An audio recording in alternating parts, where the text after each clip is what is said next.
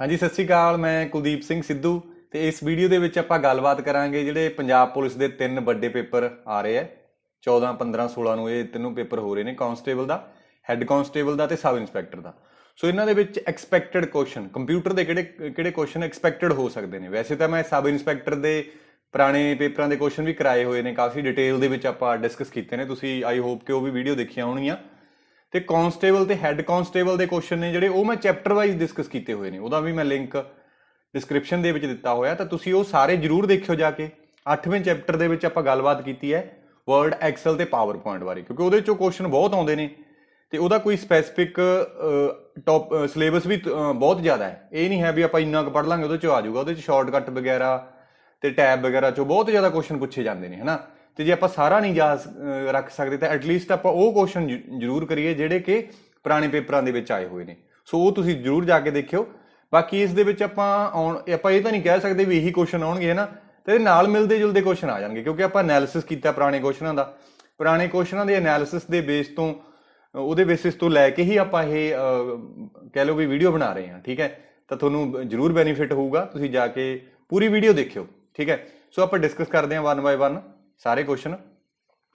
ਜਿਵੇਂ ਪਹਿਲਾ ਕੁਐਸਚਨ ਹੈਗਾ, delete key use to delete character to dash of the cursor.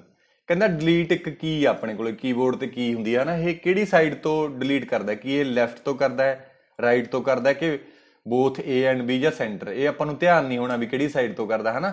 ਤਾਂ ਇਹ ਰਾਈਟ ਸਾਈਡ ਤੋਂ ਡਿਲੀਟ ਕਰਦਾ। ਆ ਦੇਖੋ, ਡਿਲੀਟ ਜੇ ਆਪਾਂ ਕੀ ਪ੍ਰੈਸ ਕਰ ਦਾਂਗੇ ਤਾਂ ਇਹ ਰਾਈਟ ਤੋਂ ਡਿਲੀਟ ਕਰਦਾ। ਜੇ ਅਸੀਂ ਬੈਕ ਸਪੇਸ ਪ੍ਰੈਸ ਕਰਾਂਗੇ ਤਾਂ ਇਹ ਲੈਫਟ ਤੋਂ। ਇਹ ਤੁਸੀਂ ਕਰਕੇ ਦੇਖ ਲਓ। ਦੇਖੋ, ਦੇਖਣ 'ਚ ਸੌਖਾ ਜਿਹਾ ਲੱਗਦਾ, ਪਰ ਜਦੋਂ ਆਪਾਂ ਨੂੰ ਕੁਐਸਚਨ ਆ ਗਿਆ, ਆਪਾਂ ਸੋਲਵ ਕਰਨ ਲੱਗ ਜਾਾਂਗੇ, ਉੱਥੇ ਫਿਰ ਆਪਣਾ ਧਿਆਨ ਆਪਾਂ ਨੂੰ ਪਤਾ ਨਹੀਂ ਲੱਗਦਾ ਵੀ ਯਾਰ ਕਿਵੇਂ ਜੇ ਗੱਲ ਹੋ ਰਹੀ ਹੈ, ਹਨਾ। ਠੀਕ ਹੈ। ਸੋ ਲੈਵਲ ਦਾ ਤਾਂ ਥੋੜਾ ਬਹੁਤ ਫਰਕ ਤਾਂ ਹੈਗਾ ਹੀ ਹੈ। ਜੇ ਆਪਾਂ ਲੈਵਲ ਦੀ ਗੱਲ ਕਰੀਏ, ਸਬ ਇੰਸਪੈਕਟਰ ਦਾ, ਹਨਾ, ਤੇ ਕਾਂਸਟੇਬਲ ਦਾ ਤੇ ਹੈੱਡ ਕਾਂਸਟੇਬਲ ਦਾ ਥੋੜਾ ਬਹੁਤ ਫਰਕ ਹੈ। ਸੋ ਇਸ ਵੀਡੀਓ ਦੇ ਵਿੱਚ ਆਪਾਂ ਦੋਨਾਂ ਦਾ ਹੀ ਲੈਵਲ ਰੱਖਿਆ ਹੋਇਆ। ਸੌਖੇ ਕੁਐਸਚਨ ਵੀ ਨੇ, ਔਖੇ ਵੀ ਨੇ। ਆਪਾਂ ਇਹ ਨਹੀਂ ਕਹਿ ਸਕਦੇ ਵੀ ਸਬ ਇੰਸਪੈਕਟਰ ਦੇ, ਜਿਹਨੂੰ ਆਪਾਂ ਪੁਰਾਣੇ ਕੁਐਸਚਨ ਦੇਖੇ ਨੇ, 30 ਕੁਐਸਚਨਾਂ ਦੇ ਵਿੱਚੋਂ 25 ਕੁਐਸਚਨ ਵਧੀਆ ਸੀ, 5 ਕੁਐਸਚਨ, ਠੀਕ ਹੈ, 5 ਚੋਂ 2-3 ਔਖੇ ਸੀ ਤੇ 2-3 ਜਿਹੜੇ ਸੀਗੇ ਉਹ ਬਾਕੀ ਦੇ ਹੋਰ ਕਿਤੋਂ ਆਸੇ ਪਾਸਿਓਂ ਪਾਏ ਹੋਏ ਸੀ। ਤਾਂ 25 ਕੁਐਸਚਨ ਵਧੀਆ ਸੀ। ਉਹ 25 ਦੇ ਵਿੱਚੋਂ 12, 13, 15 ਦਾ ਲੈਵਲ ਬਹੁਤ ਈਜ਼ੀ ਸੀ, 10 ਦਾ ਲੈਵਲ ਮੀਡੀਅਮ ਲੈਵਲ ਦਾ ਸੀ, ਠੀਕ ਹੈ। ਸੋ ਆਪਾਂ ਇਹ ਨਹੀਂ ਕਹਿ ਸਕਦੇ ਵੀ ਸਬ ਇੰਸਪੈਕਟਰ ਦਾ ਤਾਂ ਬਹੁਤ ਜ਼ਿਆਦਾ ਲੈਵਲ ਹੈ ਤੇ ਦੂਜੇ ਕਾਂਸਟੇਬਲ ਤੇ ਹੈੱਡ ਕਾਂਸਟੇਬਲ ਦਾ ਲੈਵਲ ਘੱਟ ਹੈ। ਆਲਮੋਸਟ ਰਲਮਾ ਮਿਲਮਾ ਜਾ, ਕਿਉਂਕਿ ਸਿਲੇਬਸ ਵੀ ਸੇਮ ਹੀ ਦਿੱਤਾ ਹੋਇਆ, ਹਨਾ। ਸੋ ਤਾਂ ਕਰਕੇ। ਸੋ ਨੈਕਸਟ ਕੁਐਸਚਨ ਹੈਗਾ, an IT company has been recently produced a new laptop model that use less power. ਦੇਖੋ, ਜਿਹੜੀ ਚੀਜ਼ ਪੁੱਛੇ ਘੱਟ ਪਾਵਰ ਵਰਤਦਾ, ਲੈਸ ਪਾਵਰ, ਉੱਥੇ ਆਪਾਂ ਗੋਲੇ ਲਾ ਲੈਣੇ ਨੇ। ਸਮੋਲਰ ਇਨ ਸਾਈਜ਼ ਦੇ ਵਿੱਚ ਛੋਟਾ ਹੈ, ਵੇਟ ਲੈਸ। ਦੇਖੋ, 3 ਚੀਜ਼ਾਂ ਹੋ ਗਈਆਂ। ਕਹਿੰਦਾ ਪਾਵਰ ਵੀ ਘੱਟ ਲਵੇ, ਸਾਈਜ਼ ਵੀ ਛੋਟਾ ਹੋਵੇ ਤੇ ਵੇਟ ਘੱਟ ਹੋਵੇ। ਤਾਂ ਕਿਹੜੀ ਟੈਕਨੋਲੋਜੀ ਜਾਂ ਕਿਹੜੀ ਚੀਜ਼ ਆਪਾਂ ਵਰਤਾਂਗੇ ਉਹਦੇ ਚ? ਫਾਸਟਰ ਰੈਮ, ਬਲੂਰੇ, ਕੀ ਬਲੂਰੇ ਡਰਾਈਵ ਵਰਤਾਂਗੇ, ਸੋਲਿਡ ਸਟੇਟ ਡਰਾਈਵ ਵਰਤਾਂਗੇ, ਜਾਂ LCD ਟੈਕਨੋਲੋਜੀ? ਤਾਂ ਸੋਲਿਡ ਸਟੇਟ ਡਰਾਈਵ, ਇਹਨੂੰ SSD ਵੀ ਬੋਲ ਦਿੰਦੇ ਆ, ਠੀਕ ਹੈ। ਕਿਉਂ? ਕਿਉਂਕਿ ਇਹ ਵਾਲੀ ਹਾਰਡ ਡਿਸਕ ਹੈ। ਹਾਰਡ ਡਿਸਕ ਦੇ ਵਿੱਚ ਆਪਾਂ ਨੂੰ ਪਤਾ ਹੈ ਕਿ ਇਹਦੇ ਚ ਮੂਵਿੰਗ ਪਾਰਟ ਹੁੰਦੇ ਨੇ। ਇਹਦੇ ਚ ਆਹ ਪਲੈਟਰ ਹੁੰਦੇ ਨੇ, ਇੱਕ ਪਲੈਟਰ, ਦੂਜਾ ਪਲੈਟਰ, ਤੀਜਾ ਪਲੈਟਰ। ਪਲੈਟਰ ਦਾ upper surface, lower surface, upper surface, lower surface, upper surface ਤੇ ਲੋਅਰ ਸਰਫੇਸ। ਬਹੁਤ ਸਾਰੇ ਪਲੈਟਰ ਨੇ ਜਿਹੜੇ ਆ। ਰੀਡ ਰਾਈਟ ਹੈਡ ਹੁੰਦਾ, ਆਪਾਂ ਪੁਰਾਣੀਆਂ ਵੀਡੀਓ ਦੇ ਵਿੱਚ ਚੰਗੀ ਤਰ੍ਹਾਂ ਦੇਖ ਚੁੱਕੇ ਆ। ਜੇਕਰ ਤੁਸੀਂ ਉਹ ਕੁਐਸਚਨਾਂ ਵਾਲੀਆਂ ਵੀਡੀਓ ਵੀ ਨਹੀਂ ਦੇਖੀਆਂ ਤਾਂ ਜ਼ਰੂਰ ਜਾ ਕੇ ਦੇਖਿਓ। ਪ੍ਰੀਵੀਅਸ ਕੁਐਸਚਨ ਮੈਂ ਡਿਸਕਸ ਕੀਤੇ ਹੋਏ ਨੇ ਸਬ ਇੰਸਪੈਕਟਰ ਦੇ, ਉਹ ਜ਼ਰੂਰ ਦੇਖਿਓ ਜਾ ਕੇ, ਠੀਕ ਹੈ। ਸੋ ਇਹ ਰੀਡ ਰਾਈਟ ਹੈਡ ਹੈ। ਇਹ ਆਪਾਂ ਨੂੰ ਪਤਾ ਹੈ ਵੀ ਇੱਥੇ ਐਂ ਜੇ ਕਰਕੇ ਗੋਲ ਜੇ ਕੀ ਬਣੇ ਹੋਏ ਸੀ, ਟਰੈਕਸ ਬਣੇ ਹੋਏ, ਟਰੈਕਸ ਦੇ ਵਿੱਚ ਸੈਕਟਰ। ਤਾਂ ਇਹ ਘੁੰਮਦੀ ਹੈ ਹਾਰਡ ਡਿਸਕ ਦੇ ਵਿੱਚ। ਪਲੈਟਰ ਨੇ ਜਿਹੜੇ ਘੁੰਮਦੇ ਨੇ, ਰੋਟੇਟ ਕਰਦੇ ਨੇ। ਤਾਂ ਇਹਦਾ ਸਾਈਜ਼ ਓਬਵੀਅਸਲੀ ਵੱਡਾ ਹੈ। ਤਾਂ ਇਹਦੇ ਵਿੱਚ SSD ਦੇ ਵਿੱਚ ਕੋਈ ਵੀ ਰੋਟੇਟਿੰਗ ਪਾਰਟ ਨਹੀਂ ਹੁੰਦਾ, ਤਾਂ ਕਰਕੇ ਇਹਦਾ ਸਾਈਜ਼ ਛੋਟਾ ਹੁੰਦਾ ਤੇ ਸਪੀਡ ਬਹੁਤ ਜ਼ਿਆਦਾ ਫਾਸਟ ਹੁੰਦੀ ਹੈ। ਕਿਉਂਕਿ ਮੈਮਰੀ ਹਾਇਰਾਰਕੀ ਆਪਾਂ ਪੜ੍ਹੀ ਹੈ, ਹਾਇਰਾਰਕੀ ਦੇ ਵਿੱਚ ਇਹ ਇਲੈਕਟ੍ਰੋਨਿਕ ਮੈਮਰੀ ਹੈ, ਇਹ ਮੈਗਨੈਟਿਕ ਮੈਮਰੀ ਹੈ। ਮੈਗਨੈਟਿਕ ਮੈਮਰੀ ਦੀ ਸਪੀਡ ਘੱਟ ਹੈ as compare to electronic memory, ਠੀਕ ਹੈ। ਦੈਟ ਇਜ਼ ਵਾਈ ਜਿਹੜਾ ਆਨਸਰ ਸੀਗਾ ਆਪਣਾ ਇਹ C ਆਨਸਰ ਹੈ। ਅਗਲਾ ਕੁਐਸਚਨ ਹੈ ਤੀਜਾ, given below are 2 statements. Statement 1 ਹੈ bus, ring, star and mesh are network protocols. ਕਹਿੰਦਾ ਕੀ ਇਹ ਨੈਟਵਰਕ ਪ੍ਰੋਟੋਕੋਲਸ ਨੇ? ਗਲਤ ਹੈ। ਇਹ ਨੈਟਵਰਕ ਪ੍ਰੋਟੋਕੋਲਸ ਨਹੀਂ ਹੈਗੀਆਂ, ਇਹ ਨੈਟਵਰਕ ਟਪੋਲੋਜੀਜ਼ ਨੇ। ਅਗਲਾ ਸਟੇਟਮੈਂਟ 2 ਹੈ, ਇਹ short range radio communication standard that transmit data over short distance up to approximately 30 feet is known as Bluetooth. ये गल ठीक आ। शॉर्ट रेंज का रेडियो कम्युनिकेशन हुंदा जिहड़ा ਉਹ 10 ਕੁ ਮੀਟਰ ਦਾ ਹੁੰਦਾ ਜਾਂ ਅਪਰੋਕਸੀਮੇਟਲੀ 30 ਤੋਂ 33 ਫਿਟ ਆਪਾਂ ਕਹਿ ਦਿੰਦੇ ਆ, 30 ਤੋਂ ਲੈ ਕੇ 33 ਫਿਟ ਉਹਦੀ ਡਿਸਟੈਂਸ ਤੱਕ ਉਹ ਕਮਿਊਨੀਕੇਸ਼ਨ ਕਰ ਸਕਦੇ ਆ ਆਪਾਂ, ਠੀਕ ਹੈ। ਸੋ ਇਹਦਾ ਫਿਰ ਡੀ ਆਨਸਰ ਹੈ। Statement 1 is false but statement 2 is true. Statement 1 ਕਿਉਂ ਫਾਲਸ ਹੈ? ਕਿਉਂਕਿ ਇਹ ਟਪੋਲੋਜੀ ਨੇ, ਨੈਟਵਰਕ ਟਪੋਲੋਜੀ ਹੈ, ਮੈਸ਼ ਟਪੋਲੋਜੀ ਹੈ, ਬਸ ਟਪੋਲੋਜੀ ਹੈ। ਤਾਂ ਟਪੋਲੋਜੀਜ਼ ਬਾਰੇ ਵੀ ਦੱਸ ਦੇਣਾ। ਮੈਸ਼ ਟਪੋਲੋਜੀ ਦੇ ਵਿੱਚ ਕੀ ਹੁੰਦਾ ਹੈ, ਇਹ ਕੰਪਿਊਟਰ ਸਾਰੇ ਕੰਪਿਊਟਰਾਂ ਨਾਲ ਅਟੈਚਡ ਹੁੰਦਾ। ਮੰਨ ਲਓ ਇੱਕ ਨਵਾਂ ਕੰਪਿਊਟਰ ਆਪਾਂ ਜੋੜਨਾ, ਉਹਨੂੰ ਇਹਦੇ ਨਾਲ ਵੀ ਲਾਵਾਂਗੇ, ਇੱਧਰ ਵੀ ਲਾਵਾਂਗੇ, ਇੱਧਰ ਵੀ ਲਾਵਾਂਗੇ, ਇੱਧਰ ਵੀ ਅਟੈਚ ਕਰਾਂਗੇ ਤੇ ਇੱਧਰ ਵੀ ਅਟੈਚ ਕਰਾਂਗੇ। ਤਾਂ ਆਪਾਂ ਕਹਿ ਸਕਦੇ ਆ each computer have their own dedicated path. ਇਹਦਾ ਆਪਣਾ ਇੱਕ ਡੈਡੀਕੇਟਡ ਪਾਥ ਹੈ, ਇਹਦਾ ਆਪਣਾ ਡੈਡੀਕੇਟਡ ਪਾਥ ਹੈ। ਪਹਿਲਾਂ ਟਪੋਲੋਜੀ ਕੀ ਹੁੰਦੀ ਹੈ? ਟਪੋਲੋਜੀ ਹੁੰਦੀ ਹੈ ਅਰੇਂਜਮੈਂਟ ਆਫ ਕੰਪਿਊਟਰ ਜਾਂ connection of computers to form a networks. Clear? So ਇਸ ਦਾ ਇੱਕ ਤਾਂ ਇਹ ਹੈ ਵੀ ਡੈਡੀਕੇਟਡ ਪਾਥ ਹੁੰਦਾ ਹੈ, ਇੱਕ ਇਹਦੇ ਚ ਕੋਸਟ ਜ਼ਿਆਦਾ ਹੋ ਜਾਂਦੀ ਕਿਉਂਕਿ ਤਾਰਾਂ ਬਹੁਤ ਜ਼ਿਆਦਾ ਲਾਉਣੀਆਂ ਪੈਣਗੀਆਂ ਆਪਾਂ ਨੂੰ, ਕੋਸਟਲੀ ਹੈ, ਕੋਸਟਲੀ ਹੈ। ਡੈਡੀਕੇਟਡ ਪਾਥ ਹੈ, ਇਹ 2-4 ਪੁਆਇੰਟ ਲਿਖ ਸਕਦੇ ਹੋ, ਡੈਡੀਕੇਟਡ ਪਾਥ ਹੈ। ਤੇ ਇੱਕ ਇਹਦੇ ਚ ਪਤਾ ਕੀ ਹੈ, ਜੇ ਇੱਥੋਂ ਲਿੰਕ ਟੁੱਟ ਗਿਆ, ਮੰਨ ਲਓ ਇੱਥੋਂ ਆ ਤਾਰ ਟੁੱਟ ਗਈ, ਤਾਂ ਇਹ ਕਮਿਊਨੀਕੇਸ਼ਨ ਇੱਧਰ ਦੀ ਜਾ ਕੇ ਐਂ ਵੀ ਹੋ ਸਕਦਾ ਹੈ, ਇੱਧਰ ਦੀ ਜਾ ਕੇ ਐਂ ਵੀ ਹੋ ਸਕਦਾ ਹੈ। ਕਲੀਅਰ ਹੋਈ ਗੱਲ? ਤਾਂ ਫਿਰ ਇਹ ਫਾਲਟ ਨੂੰ ਟੋਲਰੇਟ ਕਰ ਸਕਦਾ, ਕੋਈ ਵੀ ਫਾਲਟ ਆ ਜੇ ਤਾਂ ਮੈਸ਼ ਟਪੋਲੋਜੀ ਹੈਜ਼ ਫਾਲਟ ਟੋਲਰੈਂਸ। ਇਹ ਵੀ ਗੱਲ ਯਾਦ ਰੱਖਣੀ ਹੈ, ਇੰਪੋਰਟੈਂਟ ਹੈ, ਠੀਕ ਹੈ। Fault tolerance. ਦੂਸਰੀ ਹੈ ਬਸ ਟਪੋਲੋਜੀ। ਆਪਾਂ ਨੂੰ ਪਤਾ ਕੰਪਿਊਟਰ ਦੇ ਵਿੱਚ ਕੇਬਲ ਨੂੰ, ਤਾਰਾਂ ਨੂੰ ਬੱਸ ਬੋਲਦੇ ਆ। ਇੱਕ ਸੈਂਟਰਲ ਕੇਬਲ ਵਰਤੀ ਜਾਂਦੀ ਹੈ, ਉਹਦੇ ਨਾਲ ਆਪਾਂ ਕੀ ਕਰਦੇ ਹਾਂ, ਕੰਪਿਊਟਰ ਅਟੈਚ ਕਰਦੇ ਹਾਂ। ਇਹਦੇ ਵਿੱਚ ਕੋਸਟ ਘਟ ਗਈ ਤੇ ਫਾਲਟ ਟੋਲਰੈਂਸ ਵੀ ਘਟ ਗਿਆ। ਜੇ ਇੱਥੋਂ ਟੁੱਟ ਗਿਆ, ਇੱਧਰ ਵਾਲੇ ਦੋ ਇੱਧਰ ਕਮਿਊਨੀਕੇਟ ਨਹੀਂ ਕਰ ਸਕਦੇ, ਤਾਂ ਆਪਾਂ ਕਹਿ ਸਕਦੇ ਹਾਂ ਲੈਸ ਫਾਲਟ ਟੋਲਰੈਂਸ। ਇੱਥੇ ਹਾਈ ਲਿਖ ਲਓ, high fault tolerance, less fault tolerance. Fault ਨੂੰ ਇਹ ਟੋਲਰੇਟ ਨਹੀਂ ਕਰ ਸਕਦਾ। ਲੈਸ ਕੋਸਟ ਹੈ as compare to mesh, less costly, ਠੀਕ ਹੈ। ਤੇ ਡੈਡੀਕੇਟਡ ਪਾਥ ਨਹੀਂ ਹੁੰਦਾ। ਤੇ ਜੇ ਆਪਾਂ ਗੱਲ ਕਰੀਏ ਮੈਸ਼ ਦੇ ਵਿੱਚ ਹਾਈ ਸਿਕਿਉਰਿਟੀ ਹੈ, ਹਾਈ ਸਿਕਿਉਰਿਟੀ। ਕਿਉਂ ਹਾਈ ਸਿਕਿਉਰਿਟੀ ਹੈ ਬਈ? ਕਿਉਂਕਿ ਹਰੇਕ ਦਾ ਆਪਣਾ ਇੱਕ ਕੀ ਹੈ, ਡੈਡੀਕੇਟਡ ਪਾਥ ਹੈ। ਇੱਧਰਲਾ ਇਹਦਾ ਰਸਤਾ, ਇੱਧਰ ਇਹਦਾ ਰਸਤਾ ਹੈ, ਤਾਂ ਡੇਟਾ ਚੋਰੀ ਕਰਨਾ ਔਖਾ ਹੈ। ਇਹਦੇ ਵਿੱਚ ਜਿਹੜੇ ਇਹ ਬੰਦੇ ਨੇ 1 ਨੰਬਰ ਨੇ 5 ਨੰਬਰ ਨਾਲ ਕਮਿਊਨੀਕੇਟ ਕਰਨਾ, ਤਾਂ ਡੇਟਾ ਇੱਥੋਂ ਦੀ ਜਾਊਗਾ ਨਾ, ਰਸਤੇ 'ਚ ਕੋਈ ਅਟੈਕ ਕਰ ਸਕਦਾ ਹੈ। ਤਾਂ ਆਪਾਂ ਕਹਿ ਸਕਦੇ ਹਾਂ ਲੈਸ ਸਿਕਿਉਰ,